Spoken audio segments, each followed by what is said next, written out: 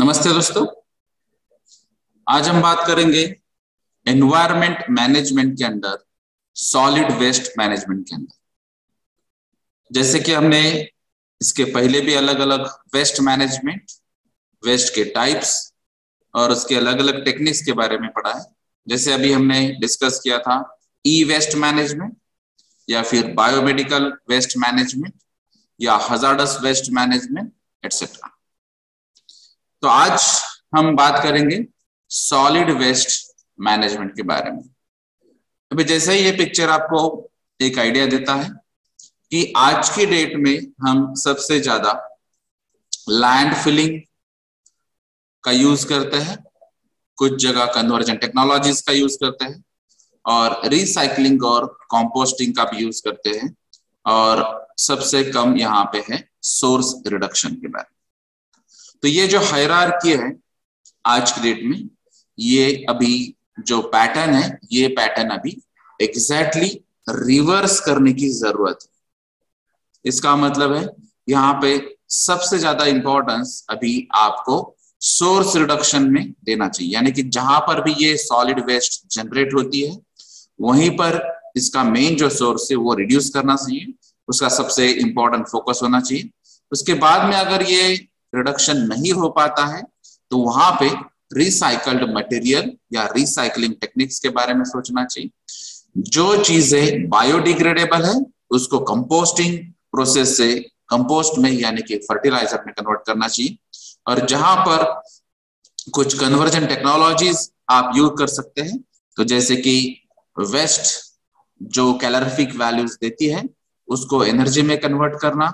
जैसे कि अगर होटल वेस्ट है या फिर किचन वेस्ट है या फिर कहीं जगह आप म्युनिसिपल सीवेज वाटर या फिर सीवेज भी आप एनर्जी में कन्वर्ट कर सकते हैं। तो उसमें बहुत सारे मेथड्स है, तो ये मेथड्स आपको सबसे इंपॉर्टेंट अडॉप्ट करनी चाहिए कि सोर्स पे ही रिडक्शन करना चाहिए। अगर वो नहीं हो पाता है तो वहां पर रिसाइक्लेबल मटेरियल या फिर बायोडिग्रेडेबल कंपोस्टिंग में कन्वर्ट करना, फिर कन्वर्जन टेक्नोलॉजीज का यूज करना, और लिस्ट यूज ये लैंड फिलिंग का होना चाहिए। तो ये एग्जैक्ट रिवर्स जो पैराडाइम है, यानी कि ये नमूना है या फिर पैटर्न या हायरार्की है, ये चेंज होनी चाहिए। अभी इसकी जरूरत है क्योंकि जो भी सोर्सेस आपके पास अवेलेबल है लैंड फिलिंग के लिए, तो मेन आपको जो चाहिए वो है लैंड रिक्वायरमेंट। वो पॉपुलेशन बढ़ते जाएगा और लैंड रिक्वायरमेंट बढ़ती जाएगी, इस हिसाब से लैंड अवेलेबिलिटी भी कम हो जाएगी, और बाकी के जो भी सोर्सेस है जैसे कि व्हीकल हम यूज करते हैं उसमें टेक्नोलॉजिकल यूज करते हैं, वहां पर भी इलेक्ट्रिसिटी या बाकी की यूटिलिटीज भी हम यूज कर रहे हैं, तो ये बहुत ज्यादा एनर्जी का वेस्टेज है और उसके अलावा हेल्थ या एनवायरमेंट पे बहुत ज्यादा इफेक्ट है। तो इसीलिए सॉलिड वेस्ट मैनेजमेंट का जो हायरार्की है वही आपको सबसे इंपॉर्टेंट स्टडी करना चाहिए और उसके बेसिस पे आपको वर्कआउट करना चाहिए। तो सबसे पहले हम देखते हैं कि ये जो सॉलिड वेस्ट जनरेशन जो होता है वो रिलेटेड है पॉपुलेशन बेसिस पे। अगर हम ओवरऑल इंडिया की बात करेंगे तो इंडिया में अलग अलग रीजन्स में, अलग अलग स्टेट्स में, अलग अलग डिस्ट्रिक्ट्स में और कुछ किलोमीटर्स में भी अलग अलग कल्चर है, अलग अलग लैंग्वेजेस यूज होती है, और ये अलग अलग कल्चर के बेसिस पे सॉलिड वेस्ट जनरेशन का रेट डिसाइड होता है। जैसे कि अगर आप एग्जांपल देखेंगे यहाँ पे, तो ये जो सॉलिड वेस्ट जनरेशन ये पॉपुलेशन बेसिस पे होती है, इसीलिए आपको सबसे पहले स्टडी करना होगा कि ये जो रूरल एरिया है यहाँ पे नियर अबाउट 67% पॉपुलेशन है और अर्बन एरियाज में नियर अबाउट 33% पॉपुलेशन है। तो ये सॉलिड वेस्ट जनरेशन यहाँ पर परसेंटेज भी अगर कम होता है तो ये कल्चर की वजह से ही यहाँ पे सॉलिड वेस्ट जनरेशन ज्यादा होता है, और यहाँ पे रूरल एरिया में सॉलिड वेस्ट कम जनरेट होता है। उसके अलावा अगर आप देखेंगे तो ओवरऑल 29 स्टेट्स है, 7 यूनियन टेरिटरीज है, 4000 सिटीज है और बहुत सारे टाउन्स है। उसमें अगर स्पेसिफिक बात करेंगे तो 10 मिलियन से ज्यादा पॉपुलेशन वाले जो सिटीज है वो है मुंबई और दिल्ली। 4 मिलियन से ज्यादा जो पॉपुलेशन है वो है 8 सिटीज। 1 मिलियन से ज्यादा 46 सिटीज है और 0.1 मिलियन से ज्यादा 300 सिटीज है। तो ये नंबर ऑफ सिटीज ये इंडिकेट करता है कि यहाँ पे अर्बन एरिया का पॉपुलेशन कुछ सिटी का बहुत ज्यादा है और उसके बेसिस पे सॉलिड वेस्ट जनरेशन आप वर्कआउट कर सकते हैं, कैलकुलेट कर सकते हैं। अगर हम वर्ल्ड की बात करेंगे, ग्लोब की बात करेंगे, तो यहाँ पर भी ये प्रॉब्लम है कि वर्ल्ड लेवल में अगर पॉपुलेशन ये 2000 का आप देखेंगे, 2018 का, तो यहाँ पर दिल्ली ये 3rd स्टेज पे है और ये जो मुंबई है ये 7th लोकेशन पे। तो ये 7th नंबर और 3rd number world largest built urban areas में भी यहाँ पर ये क्लियरली इंडिकेट करता है कि यहाँ पे ये पर्टिकुलर सिटीज यानी कि अर्बन एरियाज में पॉपुलेशन ज्यादा है, और जो इनडायरेक्ट इंडिकेट करता है कि यहाँ पे सॉलिड वेस्ट जनरेशन का क्वांटिटी ज्यादा ही रहेगा। उसके अलावा अगर हम बेसिक बात करेंगे वेस्ट क्या है, तो WHO क्लियरली बताता है कि हम लोगों से या फिर जो प्राणी है यानी कि एनिमल्स है, उनकी एक्टिविटीज की वजह से अगर कोई सब्सटेंस ऐसा क्रिएट होता है, कोई ऑब्जेक्ट ऐसा क्रिएट होता है जो अभी रीयूज नहीं कर सकते, हम रिसाइकल नहीं कर सकते, जो अनवांटेड है या डिस्कार्डेड मटेरियल है, उसको हम वेस्ट कहेंगे। अगर हम प्रॉपरली ये वेस्ट को मैनेज करेंगे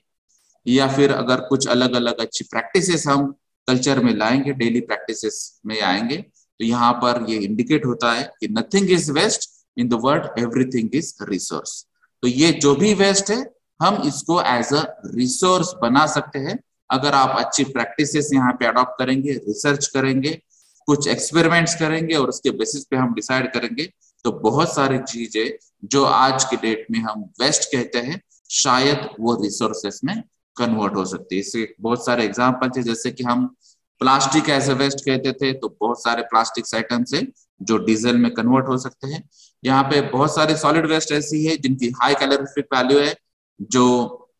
बर्न करके या इंसिनरेट करके हम उससे हीट जनरेट कर सकते हैं, इलेक्ट्रिसिटी जनरेट कर सकते हैं। या फिर किचन वेस्ट, ऑर्गेनिक वेस्ट ऐसी बहुत सारी है जो अलग अलग बायोडिग्रेडेबल टेक्निक्स या बायो कंपोजिशन टेक्निक यूज करके वो मीथेन गैसेस में कन्वर्ट हो सकती है और उसके बाद में वो एनर्जी में भी कन्वर्ट हो सकती है, यानी कि इलेक्ट्रिसिटी जनरेट कर सकते हैं।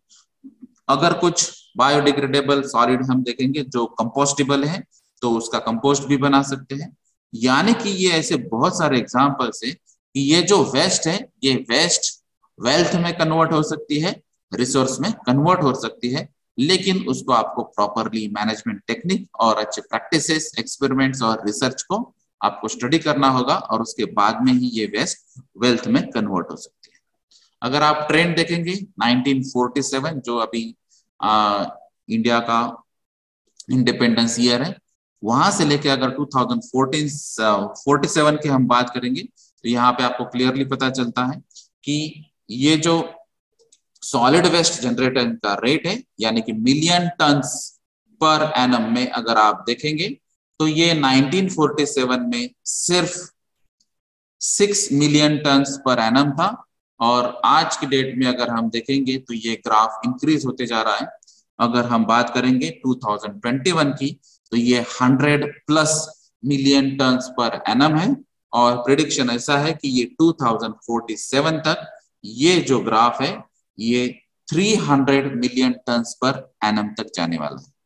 तो इसमें मेनली अगर पार्टिसिपेशन देखेंगे तो दिल्ली, मुंबई, चेन्नई, कोलकाता और हैदराबाद जैसे सिटीज है जहां पे जो सॉलिड वेस्ट जनरेशन का रेट है वो बहुत ज्यादा है, यानी कि मिलियन टन्स पर ईयर में अगर हम देखेंगे तो दिल्ली में 3.3 मिलियन टन्स पर एनम है,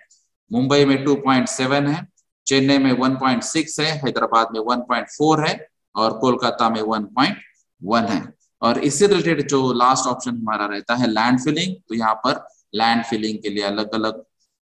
एरियाज भी यहाँ पे अवेलेबल है। जैसे कि अगर आप यहाँ पे देखेंगे दिल्ली में 66.4 हेक्टर्स में, या फिर मुंबई में 140 हेक्टर्स है, और चेन्नई में 465 हेक्टर्स और कोलकाता में 24.7 हेक्टर्स। तो इतना सारा एरिया लैंड फिलिंग के लिए रिक्वायर्ड है अगर हम ओवरऑल सॉलिड वेस्ट जनरेशन और उसका डीकम्पोजिशन टेक्निक के बारे में अगर सोचेंगे। तो इसके अलावा आपको स्टडी करना है कि एग्जैक्टली सेंट्रल गवर्नमेंट क्या सोच रहा है इसके बारे में, स्टेट गवर्नमेंट क्या सोच रहा है, और एज अ सिटीजन हमको स्टेप्स क्या लेनी है। तो यहाँ पे ministry of state for environment and forest, climate change, के मिनिस्टर जो है प्रकाश जावड़ेकर, उन्होंने ये कहा था कि 62 मिलियन टन्स वेस्ट यहाँ पे जनरेट होती है, और उसमें से अगर आप देखेंगे तो 5.6 मिलियन टन्स ये प्लास्टिक वेस्ट है, ये सबसे हार्मफुल वेस्ट है। 0.17 मिलियन टन्स जो है वो बायोमेडिकल वेस्ट है। हजार्डस वेस्ट जो जनरेट होती है वो 7.9 मिलियन टन्स है। 15 लाख टन्स जो होती है वो है ई वेस्ट जनरेशन। तो ये अलग अलग टाइप्स के वेस्ट यहाँ पे जनरेट होते हैं, और ओवरऑल अगर आप बर्डन देखेंगे तो ये 62 million tons of waste generate होता है कंट्रीज में। उसमें भी अगर आप देखेंगे तो 75 to 80% ही म्युनिसिपल वेस्ट से कलेक्ट होता है, और उसमें से सिर्फ 22 to 28% जो वेस्ट है वो प्रोसेस होता है और ट्रीट हो सकता है। तो ये अप्रैल 2016 का डेटा है, जिसके बेसिस पे हम बात कर रहे हैं कि ये करंटली अगर आप देखेंगे तो 100 मिलियन टन्स तक ये सॉलिड वेस्ट जनरेट हो रहा है। और यहाँ पे ये एक पेपर का भी रेफरेंस है, जिससे ये पता चलता है कि 100+ मिलियन टन्स पर एनम का सॉलिड वेस्ट जनरेशन यहाँ पे होता है। अगर ओवरऑल हम परसेंटेज की बात करेंगे, यहाँ पे जो सॉलिड वेस्ट का टाइप्स है अलग अलग और परसेंटेज है, और प्रोसेस और ट्रीटमेंट की बात करेंगे तो ये सिर्फ 1/4 पार्ट यहाँ पे प्रोसेस और ट्रीट हो रहा है, बाकी का वेस्ट ही जनरेट हो रहा है, जिसको लैंड फिलिंग की एक इंपॉर्टेंट टेक्निक है। अगर वेस्ट जनरेशन की बात करेंगे, बाइफर्केशन यहाँ पे अगर आप देखेंगे तो यहाँ पे आपको पता चलता है कि नियर अबाउट बायोडिग्रेडेबल वेस्ट जो है वो 50% है। तो म्युनिसिपल सॉलिड वेस्ट की अगर हम बात करेंगे इंडिया में, वहां पे बायोडिग्रेडेबल 50%, रिसाइक्लेबल जो है वो 20%, इनर्ट मटेरियल की सॉलिड वेस्ट है 22%, और अदर टाइप ऑफ वेस्ट है 8%। अभी इसमें सॉलिड वेस्ट मैनेजमेंट रूल की अगर हम बात करेंगे तो इसमें अलग अलग टाइप्स होते हैं। अगर उसका स्पेसिफिक जो सोर्स है उसके बारे में अगर हम देखेंगे तो इसमें अलग अलग टाइप्स होते हैं, जैसे कि हाउस होल्ड वेस्ट है, या फिर जिसको हम म्युनिसिपल वेस्ट कहते हैं, और म्युनिसिपल सॉलिड वेस्ट मैनेजमेंट के बेसिस पे हम उसको ट्रीटमेंट देते हैं। या फिर हॉस्पिटल वेस्ट है, बायोमेडिकल वेस्ट, इसका ट्रीटमेंट अलग होता है। बायोमेडिकल वेस्ट रूल यहाँ पे 2016 का अलग है, उसके बेसिस पे बायोमेडिकल वेस्ट ट्रीटमेंट प्लांट ये अलग प्रोविजन होती है। उसके अलावा है इंडस्ट्रियल वेस्ट, तो यहाँ पे मेनली इफ्लुएंट या जो सीवेज है या फिर ट्रेड इफ्लुएंट जिसको कहा जाता है, तो इंडस्ट्रीज के जो वेस्ट वाटर या अलग अलग इंग्रेडिएंट्स है उसके लिए इफ्लुएंट ट्रीटमेंट प्लांट या सीवेज ट्रीटमेंट प्लांट या कंबाइंड फैसिलिटी या फिर कॉमन फैसिलिटी जिसको हम कहते हैं CETP, common effluent treatment plant, इसके बारे में भी सोचा जाता है। तो ये अलग अलग टाइप्स के ऐसे वेस्ट है, जैसे कि कमर्शियल वेस्ट है, एग्रीकल्चरल है, कंस्ट्रक्शन है, इलेक्ट्रॉनिक या ई वेस्ट है, इसके लिए भी यहाँ पे ई वेस्ट रूल है। ई वेस्ट मैनेजमेंट के लिए अलग टेक्निक है। या फिर हजार्डस वेस्ट जो होती है उसके लिए हजार्डस वेस्ट मैनेजमेंट रूल 2016 के हिसाब से या फिर 2008 के रूल के हिसाब से यहाँ पे उसका मैनेजमेंट टेक्निक अलग है। ये स्पेसिफिक प्लास्टिक रूल अभी आया है जो 2016 से है, तो ये प्लास्टिक वेस्ट भी यहाँ पे स्पेसिफिकली अलग से मैनेज या ट्रीट या डिस्पोज हो सकती है। न्यूक्लियर वेस्ट के लिए स्पेसिफिक रूल है, और बाकी के भी कुछ अलग टाइप के वेस्ट यहाँ पे आ सकते हैं। अगर यहाँ पे एज अ वेस्ट हम बात करेंगे तो बहुत सारे टाइप्स के यहाँ पे वेस्ट जनरेट हो सकते हैं, इसीलिए सबसे इंपॉर्टेंट है सेग्रीगेशन करना, सेपरेशन करना, और वो कैरेक्टरिस्टिक्स या प्रॉपर्टी फाइंड आउट करना कि जहां पे आपको पता चले कि अगर ये बायोडिग्रेडेबल वेस्ट है तो उनको ट्रीटमेंट प्रोसेस अगर हम दे पाएंगे तो उसका कन्वर्जन रिसोर्सेस में हो सकता है, जैसे कि अभी हमने बात की थी वेस्ट टू वेल्थ में भी इसका कन्वर्जन हो सकता है। तो ये आइडेंटिफिकेशन, उसका मेजर सोर्स क्या है, उसके कैरेक्टरिस्टिक्स क्या है, ये सबसे इंपॉर्टेंट बात है, और उसके बाद में ही हम उसका प्रोसेस या ट्रीटमेंट डिसाइड कर सकते हैं। तो ये सॉलिड वेस्ट जनरेशन इतना क्यों होता है, इतने मिलियन टन्स तक, 100 मिलियन टन्स पर एनम तक। तो इसमें कुछ फैक्टर्स है, जैसे कि हम यूज एंड थ्रो कल्चर के बारे में जानते हैं, तो बहुत सारे ऐसी चीजें हैं जो यूज एंड थ्रो टेक्निक्स पे है, या फिर आपको वन टाइम ही यूज करना है, जैसे कि अभी हमने कोविड-19 पैंडेमिक में देखा है, तो 3 लेयर 4 लेयर की जो मास्क है, तो वो mask use and throw basis पे यूज होते हैं, जैसे कि ये फॉर द 24 आवर्स के लिए ही ये प्रिपेयर होते हैं। तो अभी की सिचुएशन की वजह से बहुत ज्यादा हमने ये यूज किया है। उसके अलावा ऐसे बहुत सारे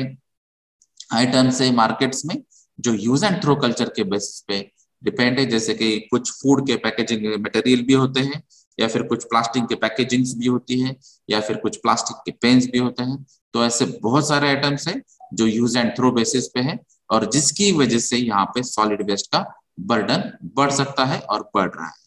तो अगर आप रीयूज टेक्निक यूज करेंगे, रिसाइक्लेबल मटेरियल यूज करेंगे, इको फ्रेंडली यूज मटेरियल करेंगे, तो शायद ये बर्डन थोड़ा कम हो सकता है। उसके अलावा है डिस्पोजेबल आइटम्स। तो बहुत सारे ऐसे डिस्पोजेबल आइटम्स हम यूज करें, जैसे कि प्लास्टिक्स है,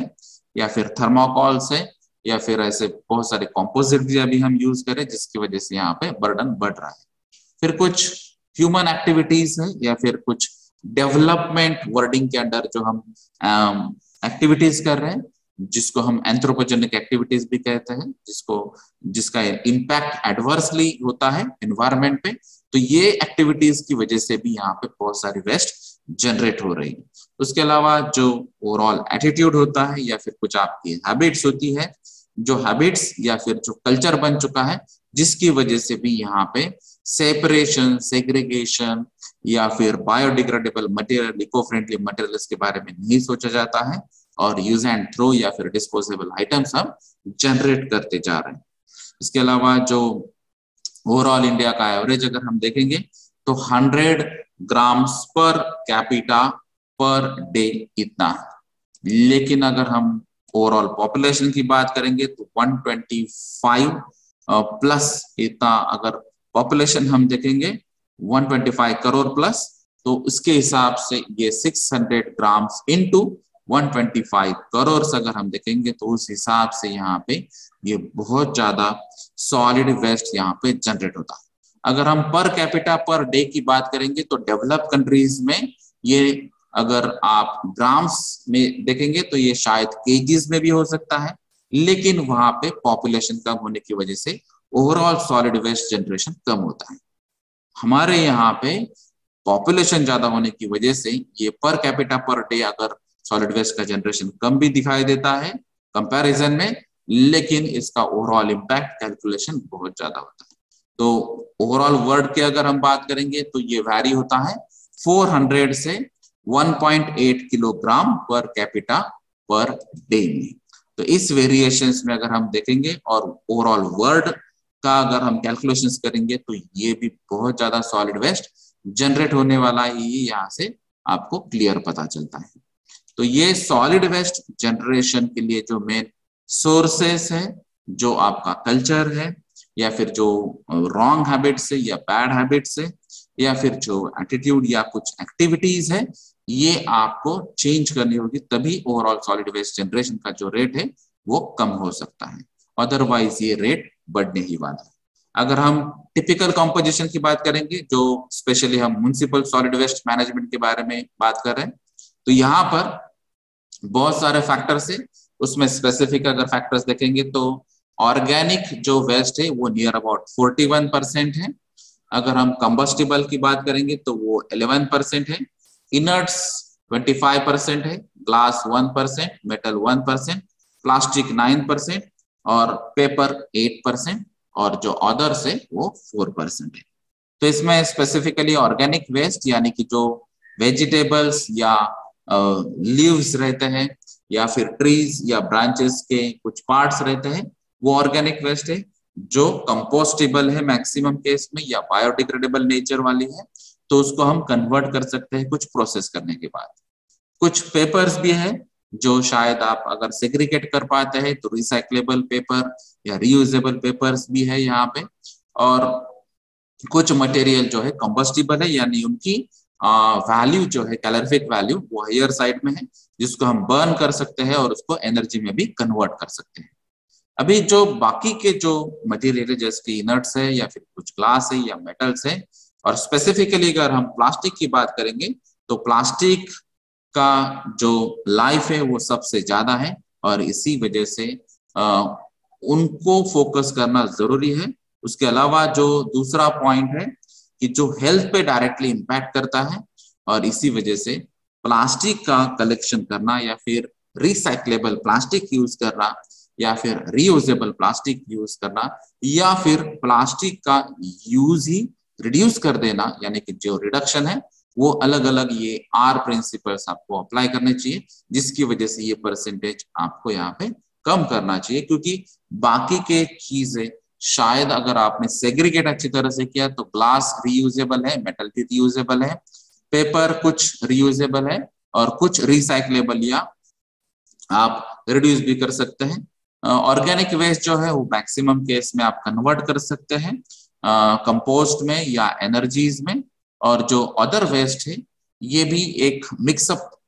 प्रॉब्लम है। और यहाँ पे अगर आप ओवरऑल देखेंगे तो प्लास्टिक और बाकी अदर्स के जो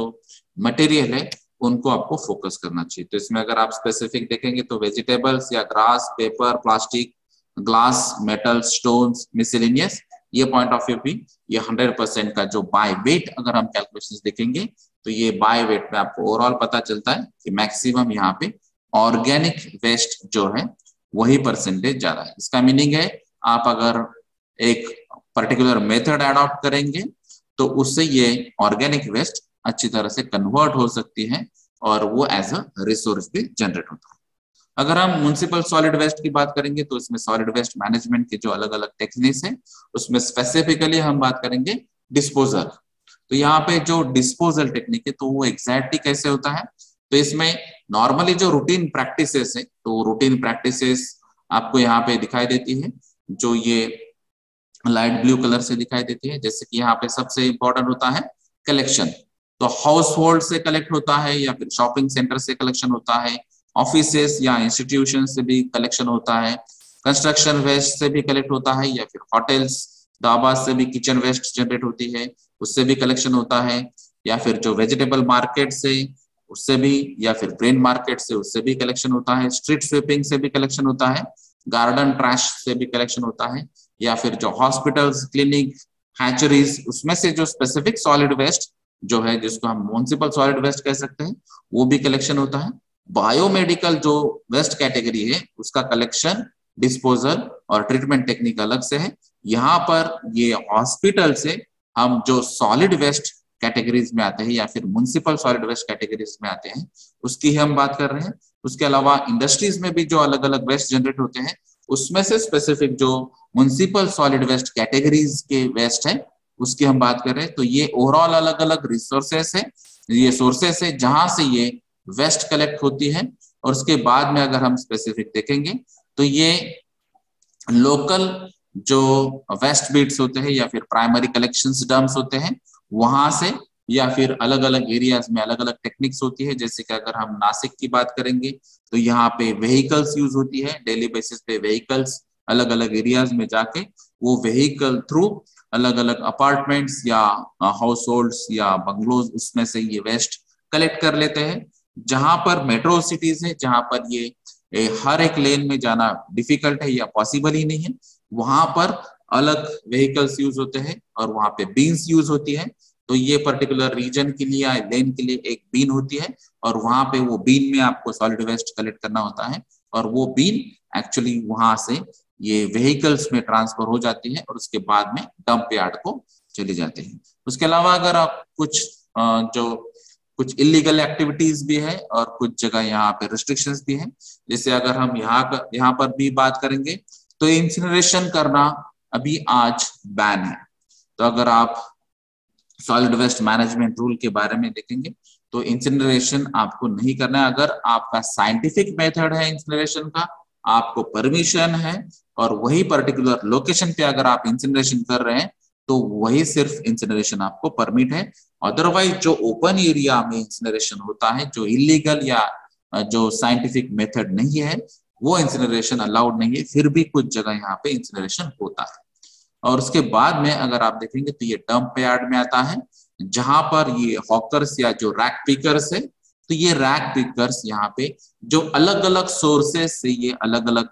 टाइप की जो वेस्ट आती है यहाँ पे मिक्स हो चुकी है और यहाँ पे ये रैक पिकर्स ये इसको सेग्रीगेट करते हैं। तो सबसे इंपॉर्टेंट बात है कि अलग अलग सोर्सेस से कुछ प्लास्टिक आइटम्स आते हैं, कुछ मेटल आइटम्स आते हैं, या फिर कुछ ग्लास आइटम्स आते हैं, या फिर कॉरुगेटेड बॉक्सेस आते हैं। जो रिसाइक्लेबल या रीयूजेबल भी होते हैं। तो इसको सेग्रीगेट करना सबसे इंपॉर्टेंट बात है, और इसीलिए यहाँ पे ये हॉकर्स या रैक पिकर्स इसको पहले सेग्रीगेट कर लेते हैं, और फिर उसमें डिसाइड आपको करना पड़ता है कि यहाँ पे रिसाइक्लेबल आइटम कौन से है, रीयूजेबल आइटम कौन से है,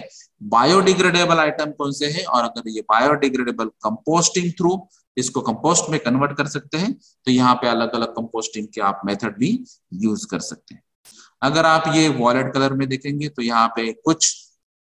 चीजें ऐसी है, जैसे कि ये ऑफिस से या फिर इंडस्ट्रियल वेस्ट या हॉस्पिटल से कुछ वेस्ट आते हैं, और ये डायरेक्टली यहाँ पे आता है। तो ये स्टेप क्या है, अनरिकॉग्नाइज्ड डंप्स। तो ये सिटीज में या सिटीज के आउटसाइड में ये इलीगल,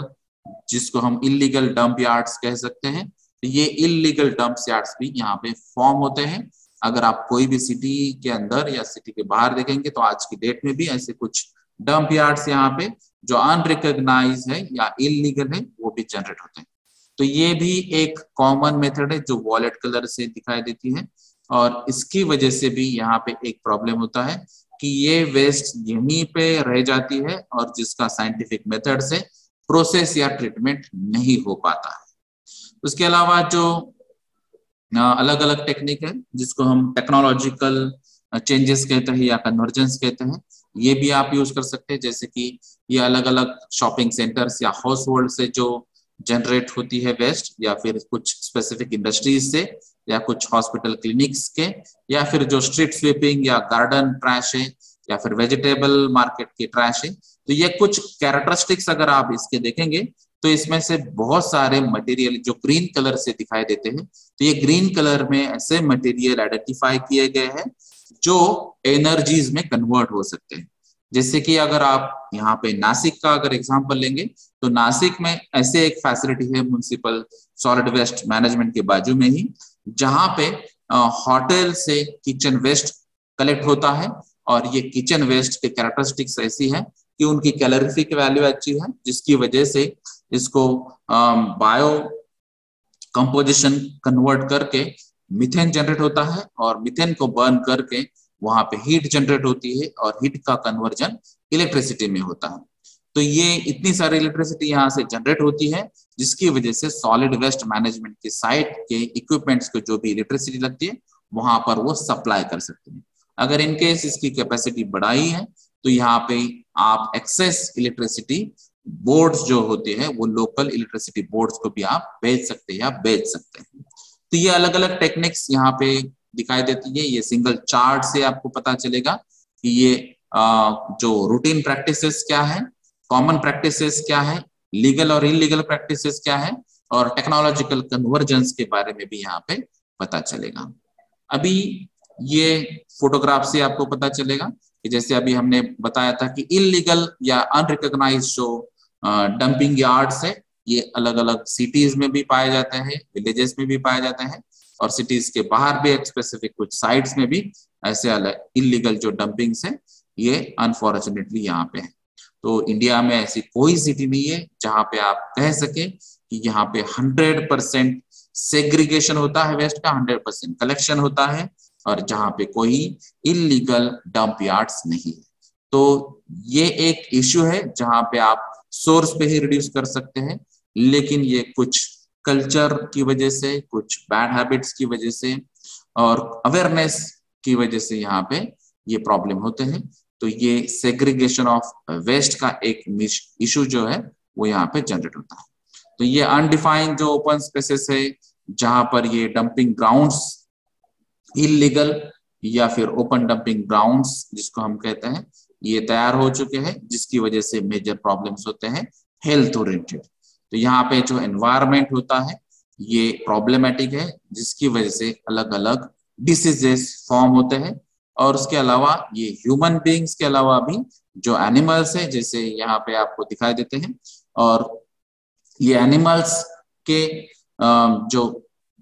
डाइजेशन सिस्टम्स है उसमें भी इसमें से बहुत सारे जो टॉक्सिक वेस्ट होती है वो भी चली जाती है। और स्पेशली हम बात करेंगे अगर प्लास्टिक की, तो प्लास्टिक एक मटेरियल अगर ये डाइजेशन सिस्टम में चला जाता है तो उसको रिमूव करना होगा, ऑपरेशन थ्रू, उसके अलावा वहां पे कोई टेक्निक नहीं होती है। अगर ये क्वांटिटी बढ़ जाती है तो वहां पे ये एनिमल्स की डेथ भी पॉसिबल है। तो ऐसे बहुत सारे इम्प्रॉपर, इलीगल या अनरिकॉग्नाइज अलग अलग ओपन यार्ड से और अलग अलग सिटीज में भी ये पाए जाते हैं। अभी कुछ सिटीज में ये वेस्ट मैनेजमेंट या फिर म्युनिसिपल सॉलिड वेस्ट मैनेजमेंट को ही हम कहते हैं। जैसे कि हमने बात की थी कि जो बीन्स होते हैं, तो ये बीन्स में यहाँ पे सॉलिड वेस्ट जनरेट हो चुका है, लेकिन यहाँ पे जो व्हीकल्स है या फिर शायद जो व्हीकल्स की कैपेसिटी है या फिर जो सॉलिड वेस्ट मैनेजमेंट के कुछ लैक्यूनाज है, जिसकी वजह से यहाँ पे वेस्ट बहुत ज्यादा कलेक्ट हो चुकी है, लेकिन यहाँ पे ये पर्टिकुलर डंप यार्ड पर ट्रांसपोर्ट नहीं हो पाई है। तो ये कुछ लैक्यूनाज आपको यहाँ पे फाइंड आउट करने होंगे मैनेजमेंट टेक्निक्स में और उसको वर्कआउट करना होगा। तो जैसे अभी हमने बात की थी कि अलग अलग सोर्सेज से अलग अलग टाइप ऑफ वेस्ट यहाँ पे आती है डंप यार्ड पे, और ये रैक पिकर्स जो अनएजुकेटेड पर्सन है वो यहाँ पे एक्चुअल सेग्रीगेशन करते हैं। यानी कि एजुकेटेड पीपल जो है वो यहाँ पे वेस्ट को मिक्स कर रहे हैं और अनएजुकेटेड पीपल जो है वो यहाँ पे सेग्रीगेशन यानी कि सेपरेशन कर रहे हैं। तो इन लोगों को ये बहुत सारी वेस्ट के जो टाइप्स हैं उनका वैल्यूएशन मालूम है, उसका रिसाइक्लेबल कैसे करते हैं एटम्स या जो मटेरियल्स होते हैं, या रीयूजेबल मटेरियल्स होते हैं, या फिर कुछ स्पेसिफिक मटेरियल जिसकी कॉस्टिंग मार्केट में ज्यादा हो सकती, इससे भी यहाँ पे वेस्ट आइटम्स उनको मालूम होते हैं। तो ये यहाँ पे मेनली सेग्रीगेशन होता है। उसके बाद में कुछ डंप यार्ड्स पे या फिर जो साइट्स है वहां पर मैकेनिकल सेपरेशंस के भी टेक्निक्स होते हैं। कुछ मैकेनिकल ऑपरेटिंग डिवाइसेस भी यहाँ पे यूज करते हैं, जहां पर प्लास्टिक अलग हो सकता है, पेपर्स अलग हो सकते हैं, मेटल्स अलग हो सकते हैं, ग्लासेस अलग हो सकते हैं, या फिर कुछ टॉक्सिक मटेरियल्स भी अलग होंगे, और जो रिमेनिंग ऑर्गेनिक वेस्ट है वो डिकम्पोजिशन के लिए अलग हो सकती है। तो ये पिक्चर बहुत कुछ आपको बताया देता है। जैसे कि यहाँ पे आपको दिखाई दे रहा है कि ये जो हॉकर्स या रैक पिकर्स है, तो ये बच्चे हैं और ये कैरी कर रहे हैं अलग अलग टाइप्स के वेस्ट, और ये भी यहाँ पे बच्चे हैं लेकिन ये कैरी कर रहे हैं स्कूल बैग्स। तो इसीलिए यहाँ पे ये पिक्चर बहुत कुछ बताता है। कुछ बच्चे आपका जो फ्यूचर है उसके बारे में ये लोड कैरी कर रहे हैं, और कुछ बच्चे जो वेस्ट जनरेट किया है उनकी वजह से यहाँ पे डिसीजेस कैरी कर रहे हैं या फिर ऐसे टॉक्सिक मटेरियल्स कैरी कर रहे हैं जिसकी वजह से उनकी हेल्थ पे इम्पैक्ट हो सकता है। तो अगर आप ओवरऑल देखेंगे तो चाइल्ड रैक पिकर्स जो है, तो स्पेशली अगर वहां पे स्पेसिफिक बात करेंगे तो 13 मिलियन डेथ्स हम प्रिवेंट कर सकते हैं एवरी ईयर, अगर हमने ये ओवरऑल एनवायरमेंटल के गुड हैबिट्स, गुड प्रैक्टिसेस अगर हमने अडॉप्ट कर लिए, और ऐसे बहुत सारे जो इश्यूज है उसको अगर हमने सॉल्व कर लिया, तो 13 मिलियन डेथ्स एवरी ईयर हम प्रिवेंट कर सकते हैं। अभी जो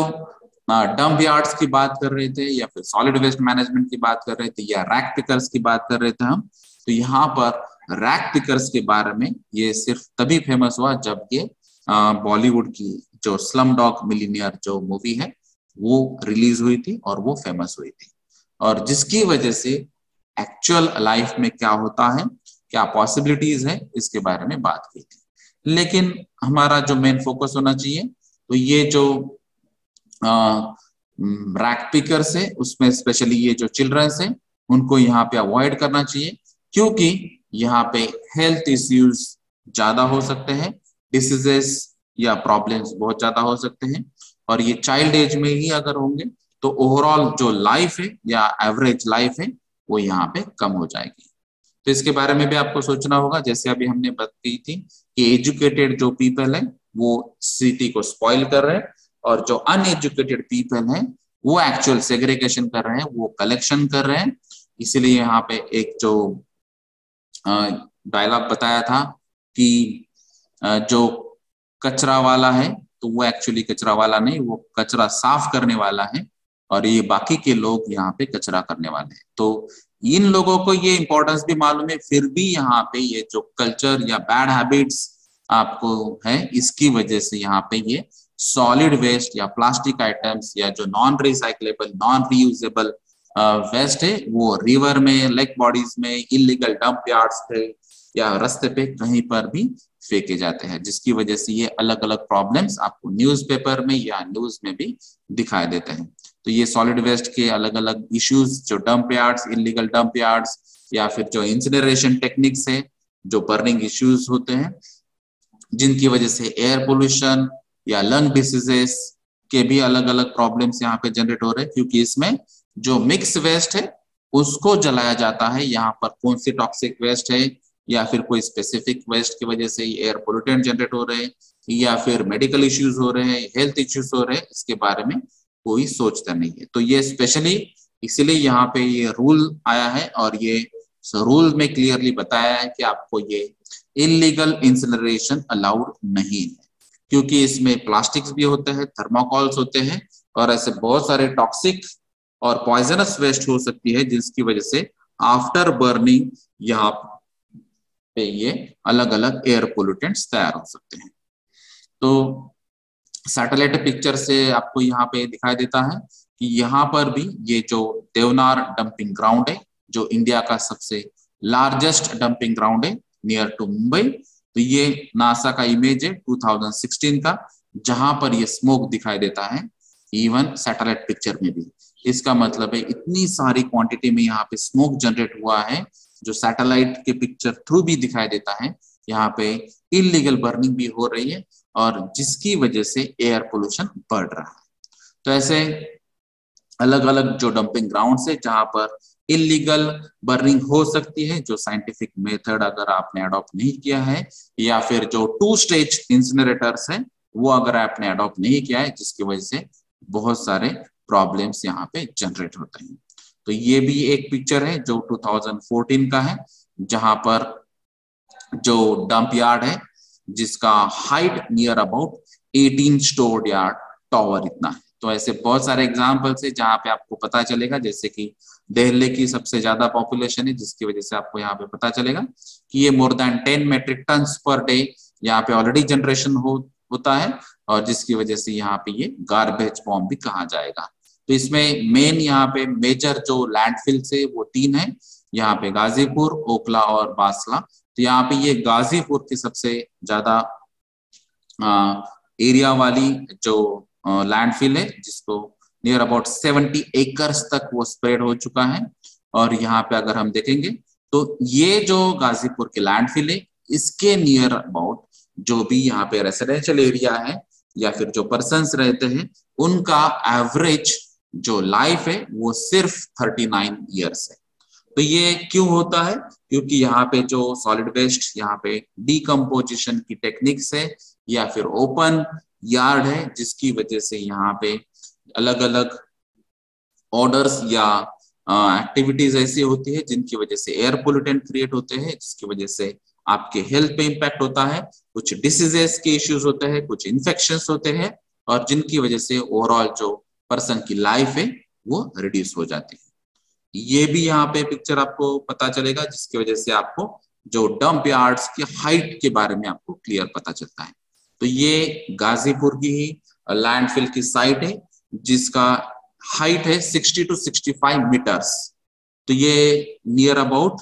कुतुब मीनार इतनी हाइट है, यानी कि कुतुब मीनार के अगर आप हाइट देखेंगे तो 73 मीटर्स है, और जो गाजीपुर की जो हाइट है नियर अबाउट 65 मीटर्स से 8 to 10 मीटर्स के डिफरेंस पे ही इतनी हाइट यहाँ पे हो चुकी है। इसका मतलब है अगर आप नेक्स्ट 10 ईयर्स, 20 ईयर्स या 50 ईयर्स के बारे में सोचेंगे तो यहाँ पे पॉपुलेशन तो बढ़ने ही वाले हैं, सॉलिड वेस्ट जनरेशन भी बढ़ने वाला है, और जिसकी वजह से ये हाइट भी यहाँ पे इंक्रीज होगी, या फिर आपको अलग अलग लैंड फिलिंग के ऑप्शंस के बारे में भी सोचना होगा। अगर आप ओवरऑल देखेंगे तो हर साल 1.3 बिलियन टन्स फूड वेस्ट होता है। जो हमने ऑर्गेनिक वेस्ट के बारे में बात किया या फिर किचन वेस्ट या होटल वेस्ट के बारे में हमने बात की है, तो यहाँ पे यूनाइटेड नेशंस डेवलपमेंट प्रोग्राम के अंदर जो एनालिसिस किया था, वहां पे 40% ऑफ द फूड जो इंडिया में प्रोड्यूस होता है वो वेस्ट होता है। अगर आप 40% फूड वेस्ट करेंगे तो यहाँ पे आपको पता चलेगा सॉलिड वेस्ट जनरेशन का जो बर्डन है वो भी बढ़ रहा है और जिसकी वजह से बहुत अलग अलग इश्यूज भी हो रहे हैं। अगर आप यहाँ पे सोचेंगे कि इतना सारा फूड जनरेट करने के लिए कितना मैन पावर काम करता है, आपको कितने सारे रिसोर्सेस यूज करना पड़ते हैं, कितने सारे यूटिलिटीज और एनर्जीज यूज करना पड़ती है और उसके लिए कितना टाइम भी लगता है, तो ये कम से कम 6 महीने या 1 साल इसके अलग अलग जो प्रोविजंस है उसके बारे में भी आपको सोचना चाहिए कि जितना रिक्वायर्ड है उतना ही फूड आपको लेना चाहिए और जितना पॉसिबल है उतना ये फूड वेस्ट जो है वो रिड्यूस करना चाहिए। अगर हम ओवरऑल ऐसे कुछ कंपनीज है या फैक्ट्रीज है जो आपको इनडायरेक्टली या डायरेक्टली मोटिवेट कर सकते हैं, जैसे कि यहाँ पे आपने एक सिंपल व्हाइट बोर्ड लगा दिया जहां पे आपको पता चलेगा हर दिन यहाँ पे कितना वेस्ट होता है, फूड वेस्ट, और ये कितने लोगों को इक्विवेलेंट फूड है। तो जैसे कि यहाँ पे आपको 45 kgs का वेस्ट हो चुका है और ये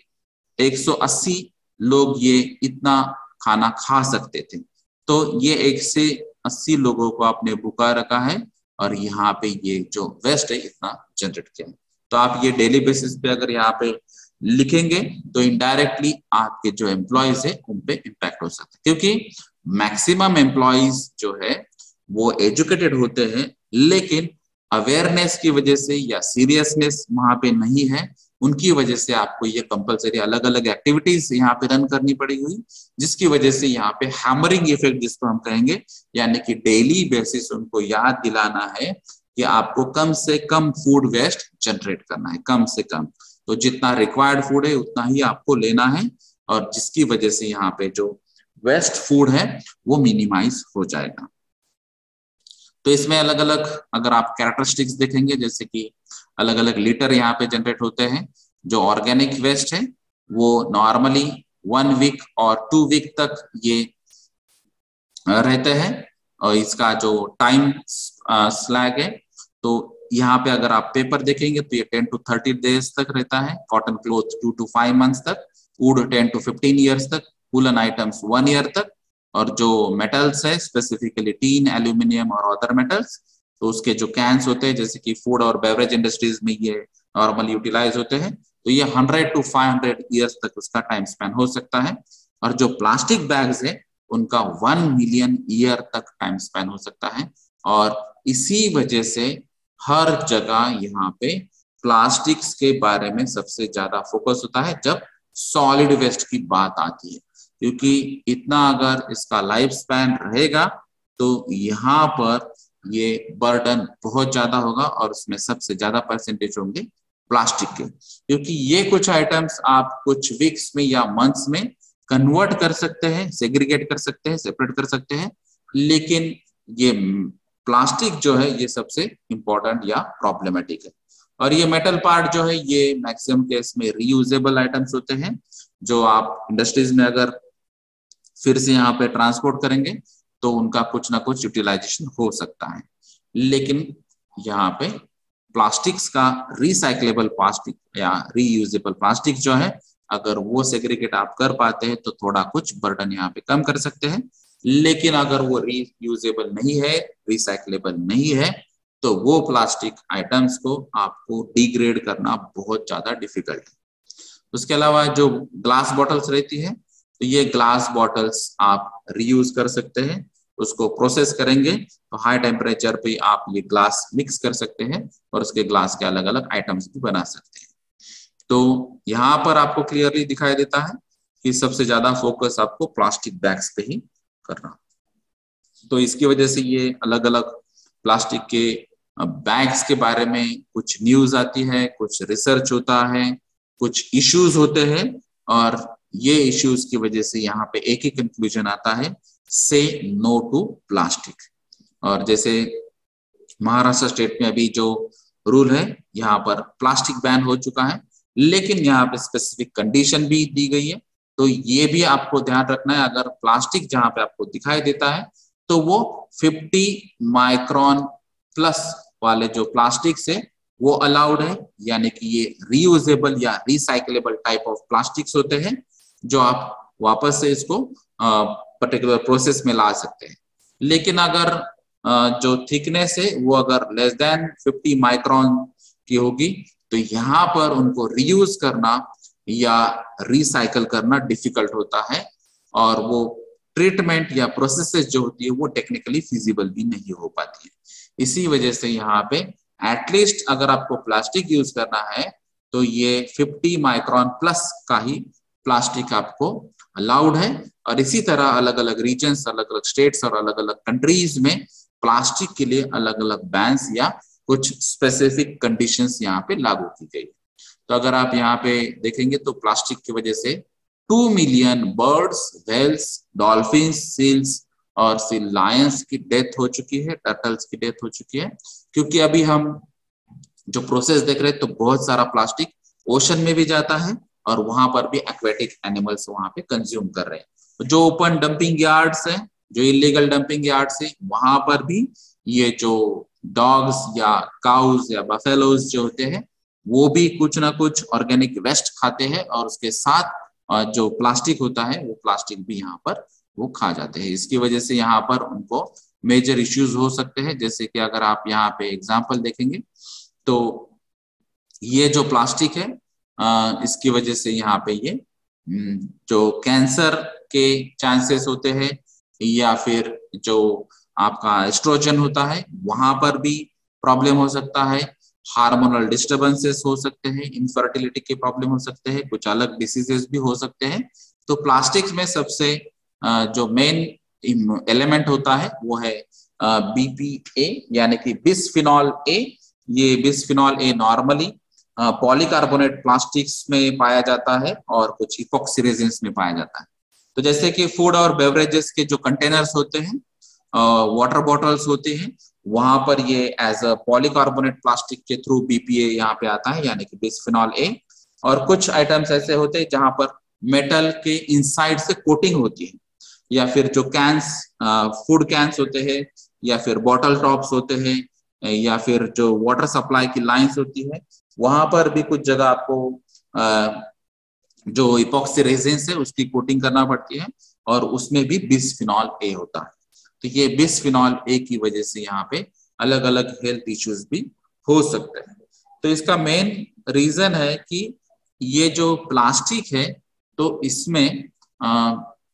अलग अलग कंटामिनेंट्स है, यानी कि जो केमिकल कंटामिनेंट्स है ये मिक्स कल्चर वाले हैं। जैसे कि अभी हमने बात की थी ये बिस्फिनॉल ए की, तो ये वन ऑफ द एलिमेंट है। उसके अलावा अगर हम बात करेंगे तो यहाँ पे PBDA है, थैलेट्स है, मिथिल मर्क्यूरी है, DDTs है, PAH है, स्टायरीन है, या फिर लेड, कॉपर या PCBs, ये अलग अलग सब्सटेंसेस के कुछ ना कुछ एक्सट्रैक्ट्स, कुछ ना कुछ एलिमेंट्स या कुछ ना कुछ डेरिवेटिव्स यहाँ पे यूज होते हैं। क्योंकि प्लास्टिक में भी अलग अलग टाइप्स है, सब टाइप्स है, उसके अलग अलग प्रोसेस है, और ये अलग अलग मेथड्स की वजह से यहाँ पे ये अलग अलग एलिमेंट्स ये प्लास्टिक में आ सकते हैं, जिसकी वजह से प्लास्टिक से ये टॉक्सिक या पॉइजनस एलिमेंट्स सेपरेट आउट करना डिफिकल्ट है। क्योंकि आप एक जो एलिमेंट है वो अगर आप सेपरेट आउट करने की कोशिश करेंगे तो शायद दूसरा एलिमेंट वहां पे एक्टिवेट हो सकता है, या फिर अलग अलग कंडीशन की वजह से यहाँ पे प्रॉब्लम आती है। तो ये जो स्पेसिफिकली हमने अभी बात की थी लेस देन 50 माइक्रॉन्स की, तो ये माइक्रो प्लास्टिक जो है इनकी वजह से ये सबसे ज्यादा प्रॉब्लम होता है, जो फिश में या बर्ड्स में या सील्स में या ह्यूमन बीइंग्स में भी पाए जाते हैं, और जिनकी वजह से यहाँ पे बहुत सारे हेल्थ इश्यूज होते हैं। तो नॉर्मली ह्यूमन बीइंग्स को आपको तो मालूम होता है कि ये प्लास्टिक की वजह से प्रॉब्लम होता है, फिर भी प्लास्टिक कैसे जाता है। तो नॉर्मली अगर आप देखेंगे तो डेली लाइफ एग्जांपल्स में बहुत सारी जगह अभी प्लास्टिक में आप हॉट टी, हॉट कॉफी या हॉट फूड अगर आप पैक कर रहे हैं तो उसकी वजह से वहां पे हाई टेम्परेचर की वजह से जो प्लास्टिक की बैग है उसमें जो बिस्फिनॉल ए है वो आपके फूड में आ जाता है, और जिसकी वजह से ह्यूमन बीइंग्स में भी ये बिस्फिनॉल या बाकी के अदर एलिमेंट्स जो है प्लास्टिक के जो टॉक्सिक या पॉइजनस है वो कैटेगरीज में भी वो यहाँ पे कन्वर्ट हो जाते हैं। उसके अलावा अगर आप देखेंगे तो ये मेनली कैंसर कॉजिंग, जिसको हम कार्सिनोजेनिक सब्सटेंस कहते हैं, ये प्लास्टिक्स में बहुत सारे ऐसे एलिमेंट्स हैं जिसकी वजह से यहाँ पे अलग अलग इश्यूज भी हो सकते हैं, जैसे कि डायबिटीज या ओबेसिटी। और इसके जो अलग अलग एडवर्स इफेक्ट है इसके बारे में भी कुछ रिसर्च पेपर भी पब्लिश हो चुके हैं, जो आप डिटेल में अगर पढ़ना चाहते हैं तो एग्जैक्टली ये प्रोसेस कैसी होती है, इसके एडवर्स इफेक्ट कैसे होते हैं और इसको कंट्रोल कैसे किया जाता है, तो ये आप रेफरेंस पेपर्स भी रेफर कर सकते हैं। अभी जिन लोगों को ये मालूम नहीं है उनके लिए भी ये इम्पोर्टेंट है कि अगर आप ऐसे कुछ टेक्निक्स यूज करते होंगे, जैसे कि यहाँ पे कुछ फूड आइटम है जो शायद नॉर्मल टेम्परेचर से ज्यादा टेम्परेचर को आपने यूज किया है और वो आप नॉर्मल पॉलिथीन बैग में यूटिलाइज कर रहे हैं, या फिर जैसे यहाँ पर भी दिखाई देता है नॉर्मल अगर आप होटल से पार्सल कैरी करते हैं तो कुछ होटल्स की टेक्निक्स अच्छी है जहाँ पे वो रिसाइक्लेबल या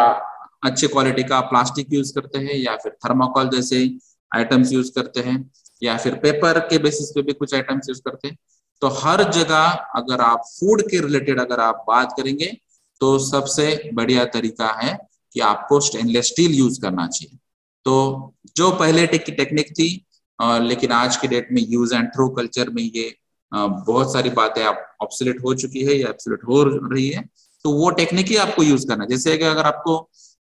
फूड आइटम कुछ लेके आना है, पार्सल लेके आना है, आपको पाव भाजी या चाय या कुछ चटनी या फिर कुछ आइटम ऐसे हैं आपको पार्सल लेके आना है घर पे, तो वो पार्सल के लिए आपको खुद को ही घर से अगर आप स्टेनलेस स्टील लेके जाएंगे, कुछ यूटेंसिल लेके जाएंगे, तो वही सबसे अच्छा टेक्निक होगा। अगर आपने वो लेके नहीं गए तो ये लोग सबसे सच्चा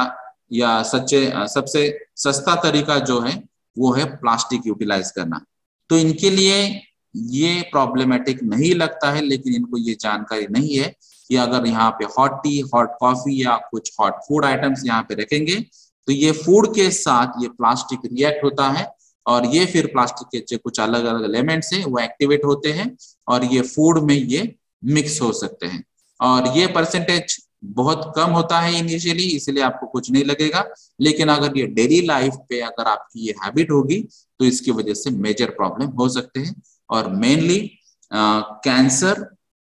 डायबिटीज या ओबेसिटी जैसे बहुत सारे प्रॉब्लम्स यहाँ पे क्रिएट हो सकते हैं। अगर आपको प्लास्टिक ही यूज करना है तो आप यहाँ पे 100% रिसाइकल्ड बीपीए फ्री प्लास्टिक का यूज करना चाहिए। तो ये यहाँ पे बिस्फिनॉल ए यहाँ पे नहीं होगा और ये रिसाइक्लेबल प्लास्टिक आइटम होगा। अगर ये क्लियरली यहाँ पे मेंशन है, वहां पे स्पेसिफिक सिंबल है, ये अच्छे इंडस्ट्री या स्टैंडर्ड इंडस्ट्री का प्रोडक्ट है, तो आप यहाँ पे यूज कर सकते हैं। अदरवाइज आपको ये अवॉइड करके स्टेनलेस स्टील यूटेंसिल्स यूज करना ही सबसे बढ़िया तरीका होगा। तो ये प्लास्टिक के बारे में आपको यहाँ पे ध्यान रखना होगा कि यहाँ पे बीपीए फ्री प्लास्टिक और रिसाइक्लेबल आइटम या रियूजेबल प्लास्टिक ही आपको यूज करना चाहिए। और इसकी अवेयरनेस क्रिएट करने के लिए यहाँ पे 2018 में जो वर्ल्ड एनवायरनमेंट डे का जो कोड था वो था बीट प्लास्टिक पोल्यूशन। तो प्लास्टिक के बारे में अवेयरनेस, प्लास्टिक पोल्यूशन के सोर्सेस, प्लास्टिक पोल्यूशन की कंट्रोलिंग टेक्निक, ट्रीटमेंट टेक्निक, इसके बारे में बहुत सारे कॉन्फ्रेंसेस और बहुत सारे जो प्रेजेंटेशंस और पीडीएफ यहाँ पे शेयर किए गए थे, बहुत सारे वीडियो शेयर किए गए थे, आज भी आप वो देख सकते हैं। अभी ये जो सिंपल एग्जांपल जो है तो वहां पे आपको क्लियरली पता चलता है कि अभी ये जो एनिमल्स है वहां पर अगर ये एग्जांपल आप देखेंगे तो शायद कितने सारे एनिमल्स में, चाहे वो एक्वेटिक एनिमल्स हो या फिर आपके ओपन डंप यार्ड में जाने वाले एनिमल्स होंगे, तो यहाँ पर ये एग्जांपल से पता चलता है कि ये 25 kg पॉलीथीन बैग्स इन्होंने ये काउ में से निकाले हैं। तो अगर इतनी क्वांटिटी से अगर ये बैग्स निकलते हैं, इसका मतलब है बहुत सारे स्ट्रीट्स पे ये घूमने वाले जो एनिमल्स हैं उनके पेट में ये पॉसिबल है। और इसीलिए आपको जो मेन सोर्स है यानी कि ओपन डंपिंग यार्ड या फिर इलीगल डंपिंग यार्ड्स, इसको ही हटाना सबसे इंपॉर्टेंट बात है। और इसके लिए आपको अवेयरनेस क्रिएट करना होगा और फिर आपको हर एक लोगों को ये समझाना होगा कि इसकी वजह से अलग अलग प्रॉब्लम्स क्या हो सकते हैं। अगर आप वाटर पोल्यूशन के बारे में देखेंगे तो ये प्लास्टिक का ही मेजर पार्ट है जिसकी वजह से वाटर पोल्यूशन हो चुका है। और जो अभी हम जो अलग अलग रिवर्स में कल्चर के हिसाब से अलग अलग जो प्रोग्राम्स करते हैं, तो यहाँ पे जैसे अगर हम कहेंगे कि गंगा स्नान ये एक एग्जाम्पल है, तो अलग अलग ओकेजन पे जो स्नान होता है, तो ये अभी आज के डेट में पॉसिबल ही नहीं है जो आपको ये फोटोग्राफ से दिखाई देता है। ये ऑलरेडी प्लास्टिक पोल्यूशन की एक वेबसाइट से ही ये फोटो लिया गया है। और इसके लिए अलग अलग आप रेफरेंस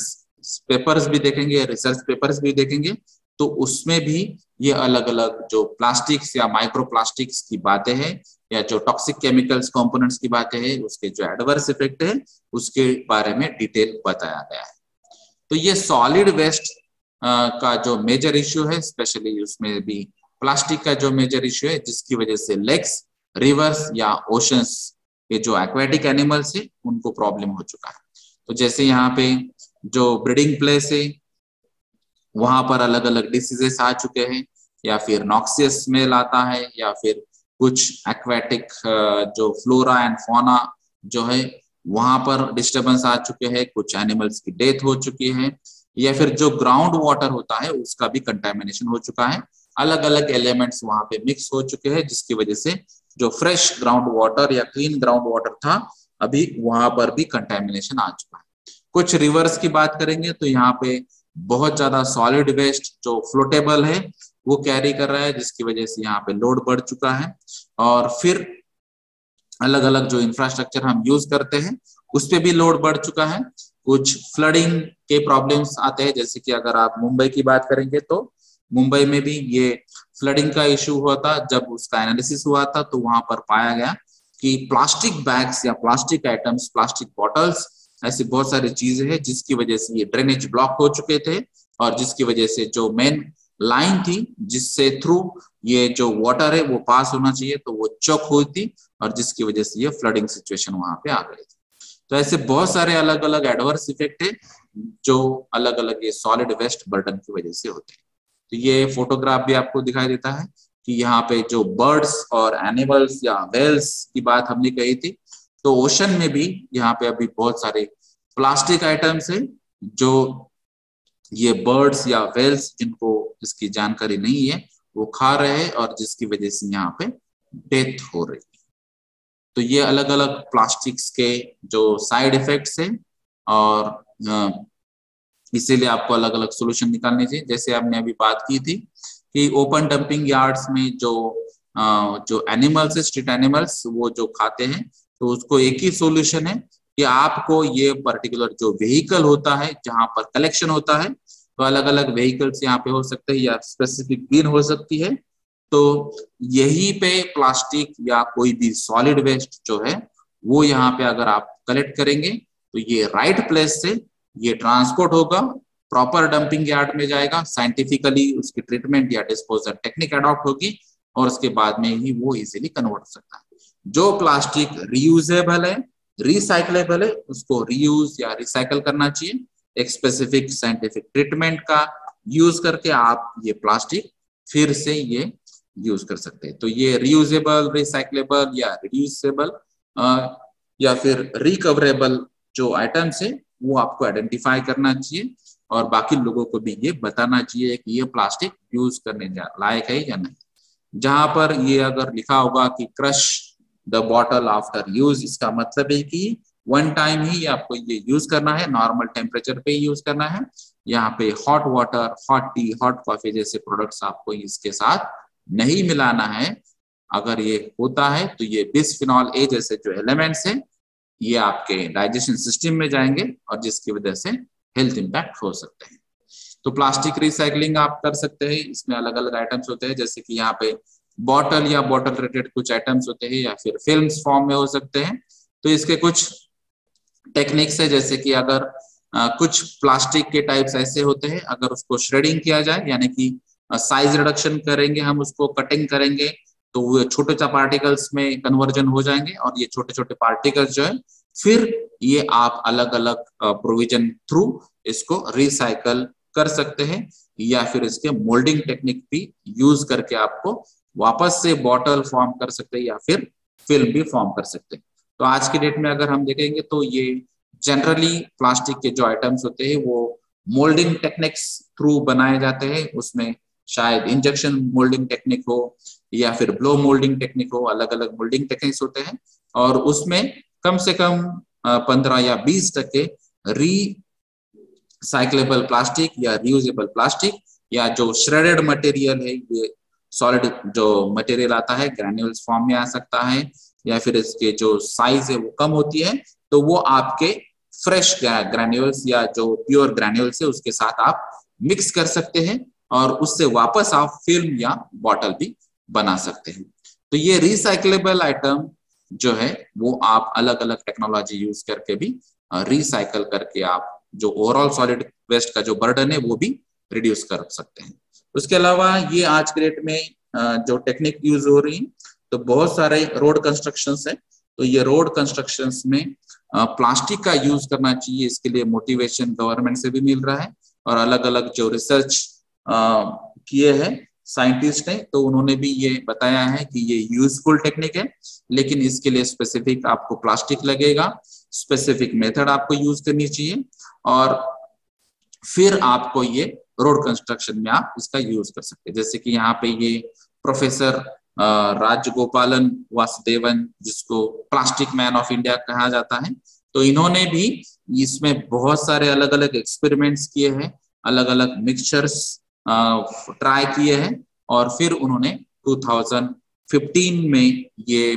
ट्राई किया था और ये इसके लिए अलग अलग पेपर्स भी उन्होंने पब्लिश किया है 15 और 16 में भी, और ये तमिलनाडु गवर्नमेंट ने परमिशन दी थी कि ओवरऑल जो प्लास्टिक है उसके आप रोड बना सकते हैं। तो ऐसे कुछ जगह आपको यहाँ पे शायद अभी दिखेंगी जहां पर ये लिखा होगा कि ये जो रोड है ये प्लास्टिक वेस्ट तैयार हो चुका है। तो कुछ टेक्निक्स आपको भी यूज करनी चाहिए, कुछ साइंटिस्ट भी काम करेंगे, कुछ रिसर्चर्स काम करेंगे और कुछ जगह आपको भी काम करना है। जैसे ये सिंपल टेक्निक है, अगर ये 125 करोड़ प्लस का पॉपुलेशन है तो यहाँ पर अगर आप के 50% लोग भी ये अगर यूज करते हैं, जैसे इको फ्रेंडली बैग्स है, इको फ्रेंडली मटेरियल से और प्लास्टिक को सब्स्टिट्यूट अगर किया जाता है तो ओवरऑल बर्डन प्लास्टिक का आप कम कर सकते हैं। तो नॉर्मली जैसे आज की डेट में हमारी मोबाइल एक जरूरत बन चुके हैं, तो मोबाइल से भी कम वेट का ये बैग है इको फ्रेंडली बैग, तो ये आप यूज कर सकते हैं, जिसकी वजह से आपके जो पॉलिथीन बैग्स या कैरी बैग जिसको हम कहते हैं उसका यूटिलाइजेशन कम होगा। अगर आप यूज कम करेंगे तो ऑटोमेटिकली प्रोडक्शन कम होगा क्योंकि डिमांड कम हो रही है और ऑटोमेटिकली जो सॉलिड वेस्ट का जनरेशन है उसका क्वांटिटी भी कम हो जाएगा। इसके अलावा जो इलेक्ट्रॉनिक वेस्ट होती है ये भी कुछ सॉलिड वेस्ट में कंपल्सरी ऐड हो जाती है, लेकिन रियलिटी में लीगल अगर हम देखेंगे तो ई वेस्ट मैनेजमेंट टेक्निक अलग से, क्योंकि ई वेस्ट में इलेक्ट्रॉनिक या इलेक्ट्रिकल वेस्ट आ जाती है और यहाँ पे उसके लिए ऑथेंटिक डीलर्स या डिस्ट्रीब्यूटर,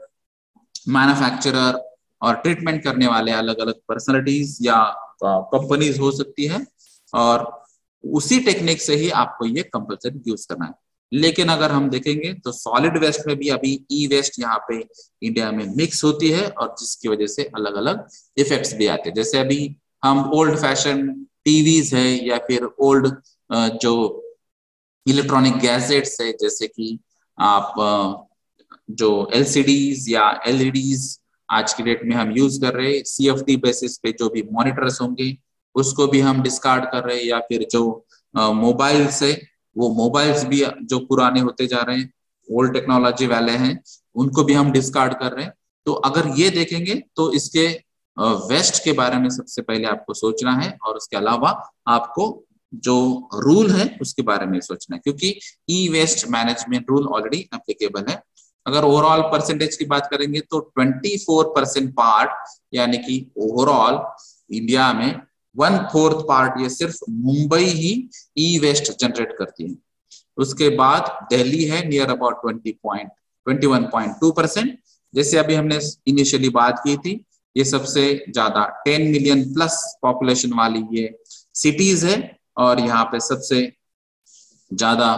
पॉपुलेशन और एजुकेटेड पीपल्स भी है और बिजनेसेस भी है, जिसकी वजह से यहाँ पे इलेक्ट्रॉनिक गैजेट्स जल्दी जल्दी एब्सोल्यूट करके ये फेंक देते हैं और जिसकी वजह से नियर अबाउट 40 to 50% पार्ट यानी कंट्रीब्यूशन सिर्फ मुंबई और दिल्ली का। उसके बाद में फिर बैंगलोर, चेन्नई, कोलकाता, अहमदाबाद, हैदराबाद, पुणे या सूरत, नागपुर सिटीज है जो ई वेस्ट यहाँ पे जनरेट कर रही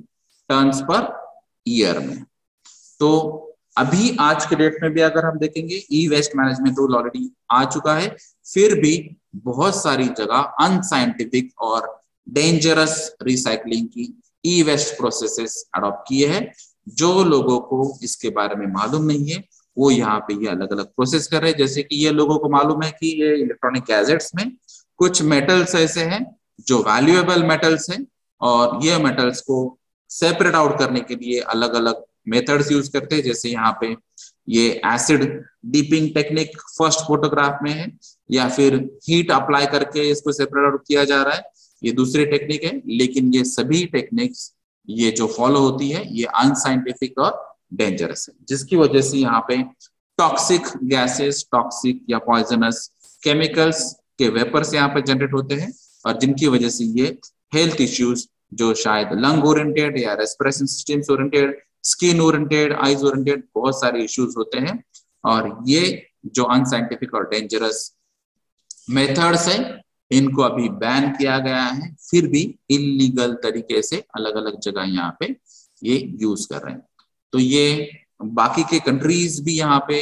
स्टडी कर रही है। तो जहां पर इन्होंने ये बात की थी कि जो रिसर्चर्स ने बताया था हार्वर्ड यूनिवर्सिटी के 2018 मार्च में, उन्होंने क्लियरली बताया था कि इंडिया में बहुत ज्यादा गार्बेज तैयार हो रहा है और इसका परसेंटेज बहुत ज्यादा बढ़ेगा। तो ये बुक में भी इस स्पेसिफिक टाइटल से भी कहा गया है और ये एज अ डिजास्टरस कॉन्सिक्वेंस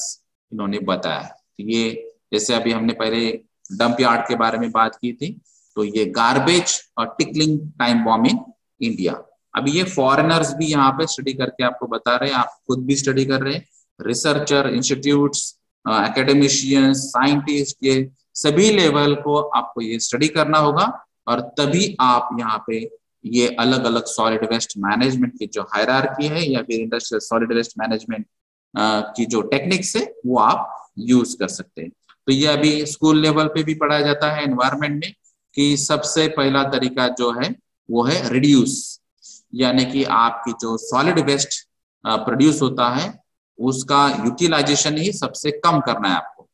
अगर जैसे अभी हमने बताया था कि आप स्टेनलेस स्टील यूज कर सकते हैं या फिर मेटल यूज कर सकते हैं, ग्लास यूज कर सकते हैं, पेपर बोर्ड यूज कर सकते हैं, इको फ्रेंडली बैग्स यूज कर सकते हैं। इसका मतलब है जो भी सॉलिड वेस्ट जनरेशन के आइटम्स हैं वो आप रिड्यूस कर सकते हैं।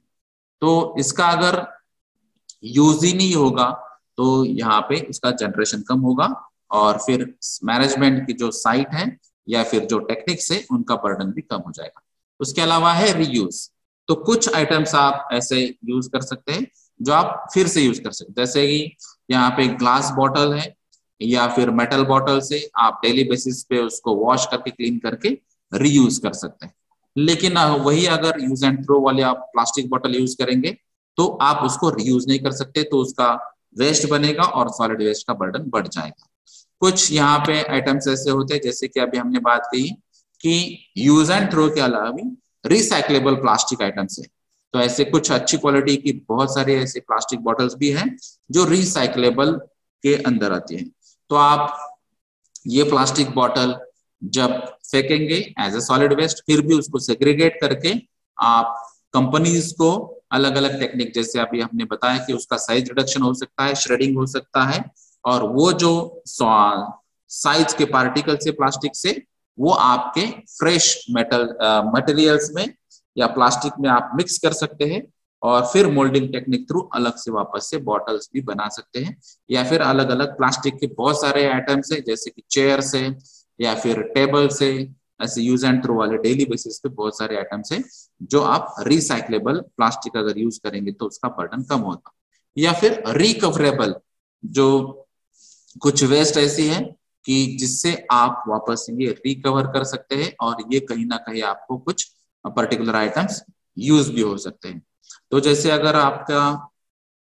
प्लास्टिक मेटल्स ऐसा कुछ मिक्सअप, आपके कुछ बोर्ड्स होंगे या जैसे कि पीसीबीज है, ऐसे कुछ आइटम्स होंगे, तो उसमें से मेटल रिकवरी आप कर सकते हैं और मेटल आप रीयूज कर सकते हैं। तो ये रिकवरी के लिए आपको साइंटिफिक मेथड को एडॉप्ट करना है और लीगल मेथड को एडॉप्ट करना है, उसके बाद में ये रिकवरी एक अच्छा ऑप्शन है।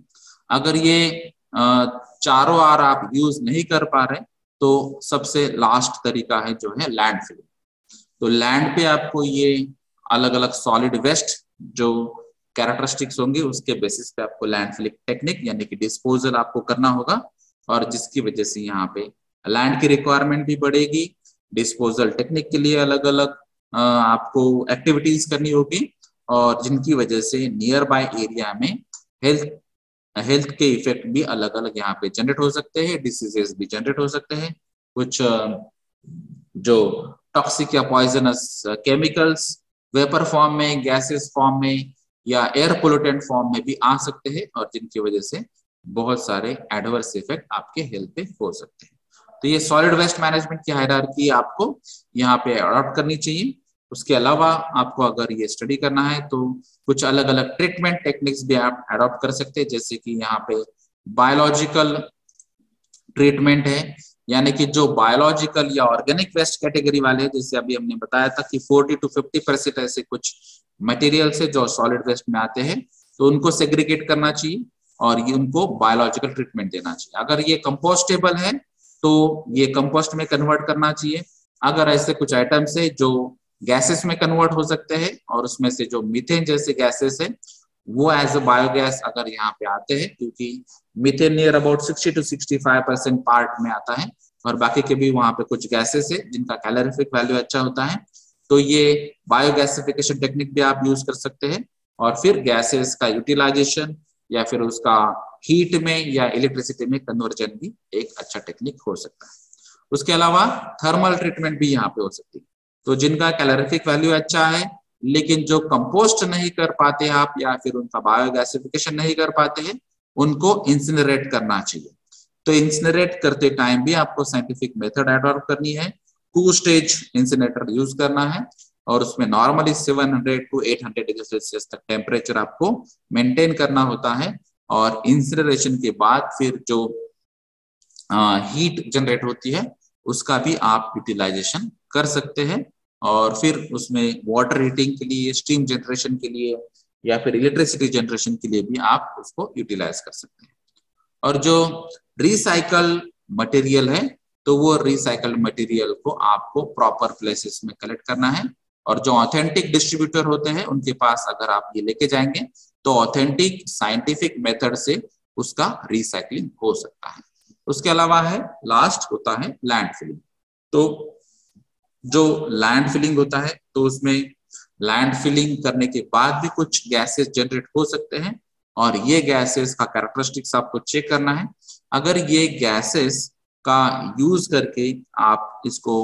एनर्जी में कन्वर्ट कर सकते हैं तो कन्वर्जन टेक्नोलॉजीज का आप यूज कर सकते हैं। अगर ये नहीं हो पाता है तो नॉर्मल लैंड फिलिंग टेक्निक या डिस्पोजल टेक्निक आपको यूज करनी है। तो ये अलग अलग इंटीग्रेटेड वेस्ट मैनेजमेंट के एलिमेंट्स या ट्रीटमेंट्स की टेक्निक्स है। तो ये कैरेक्टरिस्टिक्स के बेसिस पे आपको ये फाइनलाइज करना होगा कि आपको एग्जैक्ट टेक्निक क्या अडॉप्ट करनी है। तो ये लैंडफिल मेथड है, ये लैंडफिल आपको दिखाई देता है, जहां पर अगर आप देखेंगे तो अलग अलग लेयर्स भी पाते हैं। तो ये अलग अलग जो लेयर्स है उसमें आपको ये हाई डेंसिटी पॉलीइथिलीन के थिक लेयर्स यहाँ पे यूज करने पड़ते हैं, जहां पर आपको जो लीचेट है वो अवॉइड करना है, या फिर जो ग्राउंड वाटर होता है तो ग्राउंड वाटर में कंटामिनेशन नहीं होना चाहिए, इसके लिए भी आपको ये केयर लेना है। जैसे कि यहाँ पे ये हाई वाटर टेबल यहाँ पे बताया है और ये अलग अलग उसके ऊपर लेयर्स बताई है। फिर इसके ऊपर ये क्ले की अलग लेयर होती है, लाइनर्स की लेयर होती है, फिर ये इम्परमिएबल क्ले भी यहाँ पर होती है, और फिर यहाँ पे ये अलग अलग कलेक्शन वेल्स भी होते हैं जो लीचेट्स के लिए होते हैं। क्योंकि यहाँ पे प्रॉब्लम ये होता है कि जब आप सॉलिड वेस्ट यहाँ पे डालते हैं तो आपको मालूम है कि ये रिसाइक्लेबल नहीं है,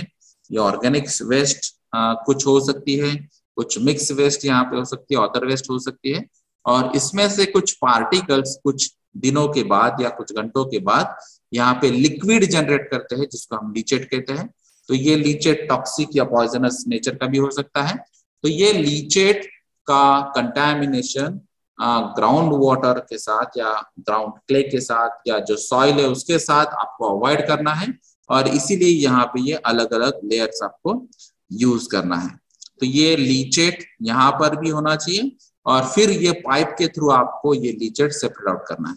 इसी तरह आपको यहाँ पे अलग अलग गैसेस के लिए भी आप पाइपलाइंस लगा सकते हैं। अगर आपको मालूम है कि ये कैरेक्टरिस्टिक्स वाली वेस्ट है और यहाँ पे गैसेस जनरेट होने वाली है, तो गैस के लिए भी आप अलग पाइप्स लगा सकते हैं और फिर ये गैस कलेक्ट कर सकते हैं, यूटिलाइज कर सकते हैं या फिर एटमॉस्फेयर में सेंड कर सकते हैं। लेकिन आपको पोल्यूशन कंट्रोल बोर्ड के जो मैक्सिमम परमिसिबल लिमिट्स है उसका क्राइटेरिया का ध्यान रखना होगा, और उसके बाद में ही आपको ये टेक्निक अडॉप्ट करनी चाहिए। तो जैसे आपको ये अलग अलग लेयर्स दिखाई देते हैं, ये लैंड फिलिंग का ये एक बेसिक डिजाइन है। इसमें बहुत सारे डिजाइन अलग अलग होते हैं, लेकिन जैसे अभी हमने गाजीपुर की लैंड फिल देखी थी या साइट देखी थी, तो 65 मीटर्स तक हाइट हो सकती है। ऐसे अलग अलग लैंडफिल अगर आप देखेंगे तो इतना नियर अबाउट 70 एकर्स तक वो एरिया यहाँ पे हो सकता है। तो ये जैसे 2 डायमेंशनल या सिंपल स्कीमेटिक में आपको दिखाई देता है, लेकिन इसका एरिया, इसकी हाइट, इसकी एक्टिविटीज अलग अलग, आपको जो इक्विपमेंट्स लगते हैं या फिर व्हीकल्स लगते हैं, मैन पावर लगती है, वो बहुत ज्यादा रिक्वायर्ड है। तो ये रियल जो फोटोग्राफ है ये डंपिंग यार्ड का है। तो यहाँ पे आपको जैसे दिखाई देता है कि ये अलग अलग व्हीकल्स, हेवी व्हीकल्स भी आपको यूज करना पड़ते हैं ट्रांसपोर्टेशन के लिए, कॉम्पैक्शन के लिए, या फिर अलग अलग यूटिलाइजेशन जो अलग अलग टेक्निक्स हम यूज करते हैं उसके लिए। तो ये सैनिटरी डंप यार्ड जो है उसको आपको एक एक यूनिफॉर्म भी आपको लेयर रखना पड़ता है, और ये अगर नहीं होता है जो अलग अलग टेक्निक्स है तो उसके लिए कुछ लीगल रिक्वायरमेंट भी है। तो यहाँ पे कुछ कॉन्स्टिट्यूशनल आर्टिकल्स 21 आप रेफर कर सकते हैं। एनवायरमेंट प्रोटेक्शन एक्ट 1986 है जिसके अंडर ही सॉलिड वेस्ट मैनेजमेंट रूल बना है, और ये 2000 में जो रूल बना था उसका अभी मॉडिफिकेशन हो चुका है। अभी सॉलिड वेस्ट मैनेजमेंट रूल 2016 है जो सबसे अभी इंपॉर्टेंट यूज होता है, जिसमें 25 सेक्शन से, अलग अलग शेड्यूल से, अलग अलग फॉर्म से, ये सभी डिटेल अभी सॉलिड वेस्ट मैनेजमेंट रूल 2016 में बताया है। उसके अलावा अगर आपके यहाँ पे बायोमेडिकल वेस्ट जनरेट होती है तो उसके लिए अलग से रूल है। रिसाइकलेबल प्लास्टिक जो है उसके लिए अलग से रूल है। नॉन बायोडिग्रेडेबल जो गार्बेज है उसके लिए अलग से एक्ट है, और जो स्पेसिफिक कैरी बैग्स के लिए भी अलग अलग रूल्स यहाँ पे आ चुके हैं।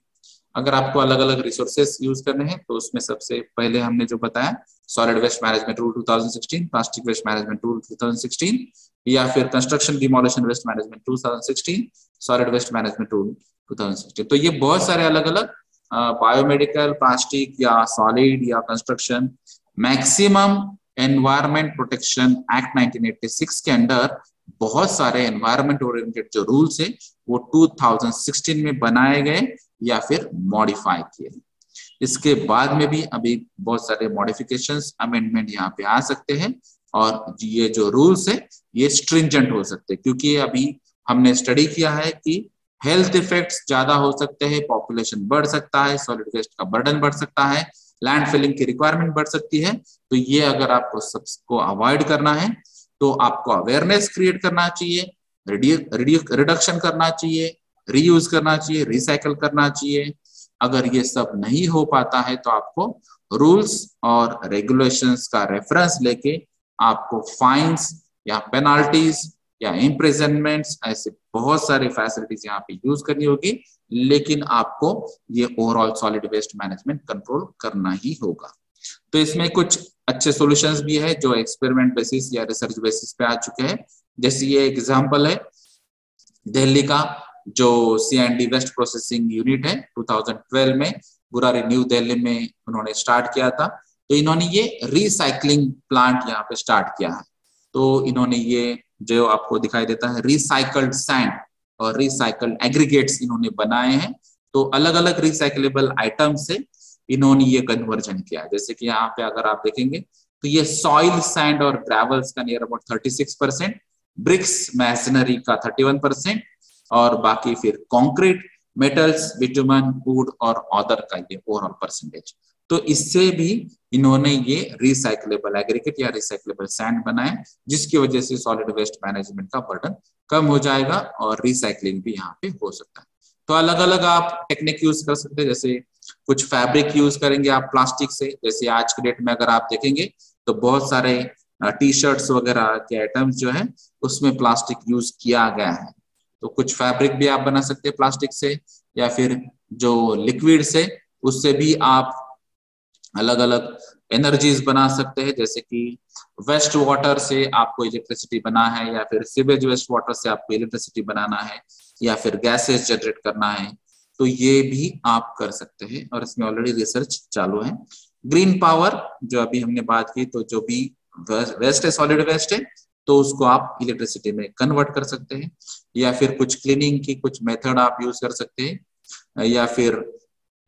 अभी जो गवर्नमेंट के अलग अलग इनिशिएटिव्स हैं, तो जहाँ पे जैसे कि ये नमो ई वेस्ट मैनेजमेंट लिमिटेड है, जो ये ई वेस्ट का पायोनियर है। उन्होंने ई वेस्ट मैनेजमेंट के अलग अलग टेक्निक्स, डिस्पोजल के टेक्निक्स, रिसाइकलेबल टेक्निक्स जो साइंटिफिक और लीगल है वो स्टार्ट किए हैं। तो बहुत सारी कंपनीज यहाँ पे आ सकती है और ये सॉलिड वेस्ट मैनेजमेंट का बर्डन भी कम कर सकती है। ये भी एक सेकंड एग्जांपल है जो मुंबई में अभी स्टार्ट किया है।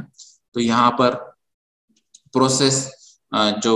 जंक है उसको कंपोस्ट में कन्वर्ट किया जा रहा है। तो ये बायोरिएक्टर सेल यहाँ पे उन्होंने यूज किया है और बहुत सारा ये जो कंपोस्टिंग वेस्ट था ये कंपोस्ट में कन्वर्ट किया है, या फिर ये जो विंडो सिस्टम है ये भी उन्होंने यूज किया है। तो ये अलग अलग मेथड आप ट्राई कर सकते हैं। जैसे अभी हमने इनिशियली बात की थी कि देवनार जो मुंबई के पास सबसे लार्जेस्ट डंपिंग ग्राउंड है, तो यहाँ पर ही ये बायोरिएक्टर सेल और विंडो सिस्टम्स अडॉप्ट किए हैं और कंपोस्ट में अभी यहाँ पे उसका कन्वर्जन हो चुका है। उसके अलावा जो कांजूरमार्ग मुंबई का ही पार्ट है, तो यहाँ पर भी इन्होंने ये विंडो फैसिलिटी प्रोवाइड की है और यहाँ पर ये वेस्ट टू एनर्जी जिसको हम कहते हैं, या फिर टेक्नोलॉजिकल कन्वर्जन जिसको हम कहते हैं, तो यहाँ पे इन्होंने ये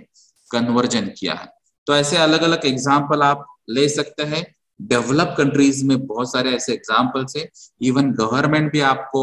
मोटिवेट करता है कि आपको ये अलग अलग 40 to 50% सब्सिडीज भी मिल जाती है। अगर आपने फॉरेन कोलैबोरेशन किया तो वहां से भी आपको फंडिंग मिलती है। लेकिन आपको पहले स्टेप लेना चाहिए कि मुझे ये पर्टिकुलर सॉलिड वेस्ट है इसको कन्वर्ट करना है, टेक्नोलॉजी का चेंज करना है, या फिर जो भी आपके यहाँ पे प्रॉपर्टी होगी लोकल लेवल पे उसके बेसिस पे आपको कुछ ना कुछ स्टडी करके एक अप्रोप्रिएट टेक्निक अडॉप्ट करनी चाहिए। चाहे वो आप लोकल लेवल पे करो स्टेट गवर्नमेंट का सपोर्ट लेके, या सेंट्रल गवर्नमेंट का सपोर्ट, या फॉरेन कोलैबोरेशन से भी आपको ये सपोर्ट मिल जाएगा। तो नासिक में भी फॉरेन कोलैबोरेशन वाला एक वेस्ट टू एनर्जी वाला प्लांट है और लोकल का सॉलिड वेस्ट मैनेजमेंट का भी प्लांट है, और कुछ गवर्नमेंट ने ऐसा भी इनिशिएटिव लिया है जो प्राइवेट कंपनीज को उन्होंने ये हैंड ओवर किया है, और जिसकी वजह से यहाँ पे अच्छी तरह से सॉलिड वेस्ट मैनेजमेंट हो सके। तो ये अलग अलग प्रोविजंस यहाँ पे हो सकती है। जैसे कि आप ओवरऑल इंडिया में अगर देखेंगे तो ये अलग अलग इंटीग्रेटेड प्रोजेक्ट से, या फिर कंस्ट्रक्शन डिमोलेशन के प्रोजेक्ट से, या फिर कंपोस्ट के प्लांट से, या फिर वेस्ट टू एनर्जी वाले प्लांट से, या फिर कलेक्शन एंड ट्रांसपोर्टेशन के प्लांट से, हजार्डस वेस्ट के मैनेजमेंट के जो प्लांट से, या फिर अलग अलग एडवाइजरी बिजनेसेस के ऑफिसेस भी हैं। तो ये एरियाज में जो दिखाई देता है इससे ज्यादा भी अभी ऐड हो चुके हैं, जिसकी वजह से अलग अलग एरियाज में जो अलग अलग कैरेक्टरिस्टिक्स है वेस्ट की, उसके बेसिस पे उन्होंने अप्रोप्रिएट प्रोजेक्ट फाइनलाइज किए हैं, और ये बहुत सारे थाउजेंड्स ऑफ टन्स का जो कन्वर्जन है वो अलग अलग एनर्जीज में, या फिर अलग अलग रिसाइकल प्लास्टिक्स में या रिसाइकल आइटम्स में उन्होंने कन्वर्ट किया है, या फिर कंपोस्ट में कन्वर्ट किया है। तो ये अलग अलग एग्जांपल्स हैं यहाँ पे। तो near about 10,000 tons per day का वेस्ट मैनेजमेंट यहाँ पे अभी अच्छी तरह से हो रहा है। तो इससे ज्यादा भी अभी हो सकता है। अलग अलग कंपनीज, अलग अलग कंट्रीज, अलग अलग गवर्नमेंट के जो स्कीम्स है उसके बेसिस पे भी आप यहाँ पे मोटिवेशन ले सकते हैं। जैसे कि ये प्राइम मिनिस्टर मोदी का स्वच्छता शपथ है, या फिर जो स्वच्छता अभियान है या स्वच्छ भारत मिशन है या ऐसे अलग अलग मिशंस या स्कीम्स हैं जिसके अंडर आप ये काम कर सकते हैं और शायद आपको एज ए मोटिवेशन फंडिंग मिल सकती है या कुछ प्राइजेस मिल सकते हैं या फिर कुछ स्पेसिफिक जो स्कीम्स है वो भी आपको मिल सकती है। जैसे कि ये मैसूर का एग्जाम्पल है जो कर्नाटका में है, क्लीनेस्ट सिटी करके यहाँ पे उनको एक स्वच्छ भारत रैंकिंग्स में दिया गया था। और फिर जो इंदौर सिटी है ये इंडिया की सबसे क्लीनेस्ट सिटी यहाँ पे डिक्लेयर किया था 2018 में। तो इसके अलावा जो भोपाल है या फिर चंडीगढ़ है ये अलग सिटीज भी है जिनकी वजह से बाकी सिटीज को भी मोटिवेशन मिलना चाहिए और मिल सकता है। ये अलग अलग जो सिस्टम्स है जैसे कि स्वच्छता भारत मिशन भी यहाँ, स्वच्छ भारत मिशन भी यहाँ पे है जो ministry of housing and urban affairs ने बताया था। तो ये अलग अलग आप स्कीम्स या फिर कुछ मोटिवेशन टेक्निक्स अडॉप्ट कर सकते हैं, कुछ फंडिंग दे सकते हैं या फिर कुछ मोटिवेशनल टेक्निक्स आप यूज कर सकते हैं जिसकी वजह से आपको ओवरऑल जो आपको लगता है मेनली अर्बन सिटीज में आपको नीड है और यही सॉलिड वेस्ट सबसे ज्यादा जनरेट होता है। तो अलग अलग टेक्निक यूज करके आपको इसका बर्डन कम करना चाहिए। जैसे कि अभी ये जो अमिताभ बच्चन एक इंडिया का आइकॉन है उनका यूज करके गवर्नमेंट ने ये अलग अलग एड्स भी बनाई थी जहां पर ये कंपोस्ट को आपको अडॉप्ट करना चाहिए या फिर जो आप इंस्टीट्यूट्स या एकेडमिक्स में जो कॉलेज कैंटीन्स होती है वहां पर भी उसको कंपोस्ट में कन्वर्ट करना चाहिए। ऐसे बहुत सारे टेक्निक्स को यहाँ पे बढ़ाया दिया गया है। तो आप ये जो कंपोस्टिंग टेक्निक्स है उसके बारे में अगर आप देखेंगे तो ये बहुत ओल्ड टेक्निक है। बायोगैस जनरेशन प्लांट्स वाली भी बहुत पुरानी टेक्निक है। इसको वापस से आपको अडॉप्ट करना होगा तभी ये बायोडिग्रेडेबल जो वेस्ट है इसको कन्वर्ट करना सिंपल हो सकता है। तो इस एरिया में रिसर्च करने जैसी बहुत सारी चीजें हैं जैसे कि earthworms plus CD oriented research हो सकता है या फिर जो प्लांट ग्रोथ स्टडीज हो सकती है या फिर जो एक्सटेंशन या ट्रेनिंग सर्विसेज के बारे में भी आप स्टडी कर सकते हैं। तो जहां पर भी लैक्यूनास होंगे, जहां पर भी प्रॉब्लम्स होंगे उसको हम कैसे सॉल्व कर सकते हैं, उसको कन्वर्ट कैसे कर सकते हैं, इसके बारे में वर्मी टेक्नोलॉजी के अंडर बहुत सारे रिसर्च एरियाज यहाँ पे ओपन हो चुके हैं जो आप यहाँ पे वर्कआउट कर सकते हैं। जैसे कि यहाँ पे अभी biological techniques plus engineering technique दोनों का अगर कॉम्बिनेशन होता है, अच्छा रिसर्च होता है तो यहाँ पे बहुत सारे सॉल्यूशन निकल सकते हैं। अगर स्पेसिफिकली हम इंडस्ट्रियल वेस्ट की बारे में बात करेंगे तो इंडस्ट्री में अलग अलग वेस्ट होते हैं। जैसे कि बेवरेज इंडस्ट्री है तो यहाँ पे स्लज और एफ्लुएंट की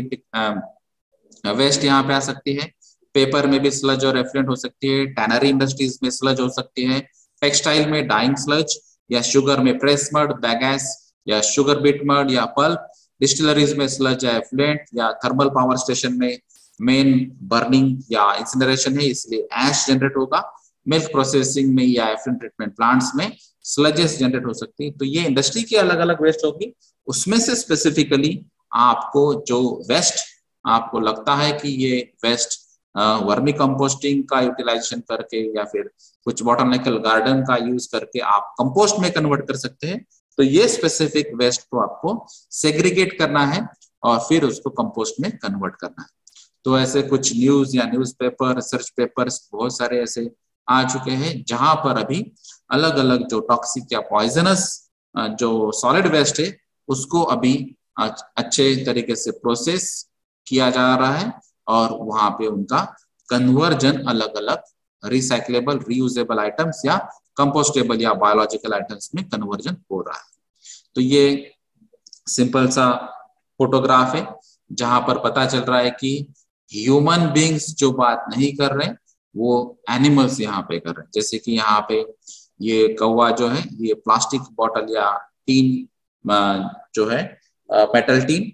ये यहाँ पे ये डस्टबिन में डाल रहा है। या फिर ये जो वर्मी कंपोस्टिंग की जो हमने बात की तो यहाँ पर ये जो अर्थवर्म्स है ये अर्थवर्म्स यहाँ पे ये सभी बायोडिग्रेडेबल जो ऑर्गेनिक वेस्ट है इसको कन्वर्ट कर रहे हैं और इसको कंपोस्ट में कन्वर्ट कर रहे हैं। तो ये एनवायरनमेंट को क्लीन करने वाले मेजर एलिमेंट से जो अलग अलग एनिमल्स यहाँ पे हो सकते हैं। तो अगर आप ओवरऑल देखेंगे तो यहाँ पे इंडिया में बहुत ज्यादा वेस्ट जनरेट हो रही है और जिसकी वजह से आपको यहाँ पे बहुत सारे हेल्थ इश्यूज को शायद फेस करना होगा और अभी बहुत सारे अलग अलग डिसीजेस जो है उनको फेस करना पड़ेगा। इसीलिए यहाँ पे एक सबसे अच्छा सोल्यूशन है कि आप ये सॉलिड वेस्ट के लिए अलग अलग आर प्रिंसिपल यूज करें, जैसे कि हमने रिड्यूस के बारे में कहा है, रिसाइकल के बारे में कहा है, या फिर और बहुत सारे 7R प्रिंसिपल से वो अडॉप्ट कीजिए और सॉलिड वेस्ट का जो मेन जनरेशन है उसको स्टॉप कीजिए। अगर वो जनरेट होता है तो फिर रिसाइकलेबल अडॉप्ट कीजिए या रीयूजेबल आइटम्स अडॉप्ट कीजिए या फिर मेटल्स ग्लास जैसे आइटम्स अडॉप्ट कीजिए, जिसकी वजह से यहाँ पे सॉलिड वेस्ट कम जनरेट होगी। तो ये क्लीन, ग्रीन और स्मार्ट न्यू इंडिया के लिए जो प्लेज कीजिए और जिसकी वजह से आपको और आपके जो सोसाइटी के अलग अलग एलिमेंट्स हैं उनको भी इसके बारे में अवेयर कीजिए, जिसकी वजह से सॉलिड वेस्ट के जो अलग अलग प्रॉब्लम्स हैं वो सॉल्व हो सकते हैं। Thank you.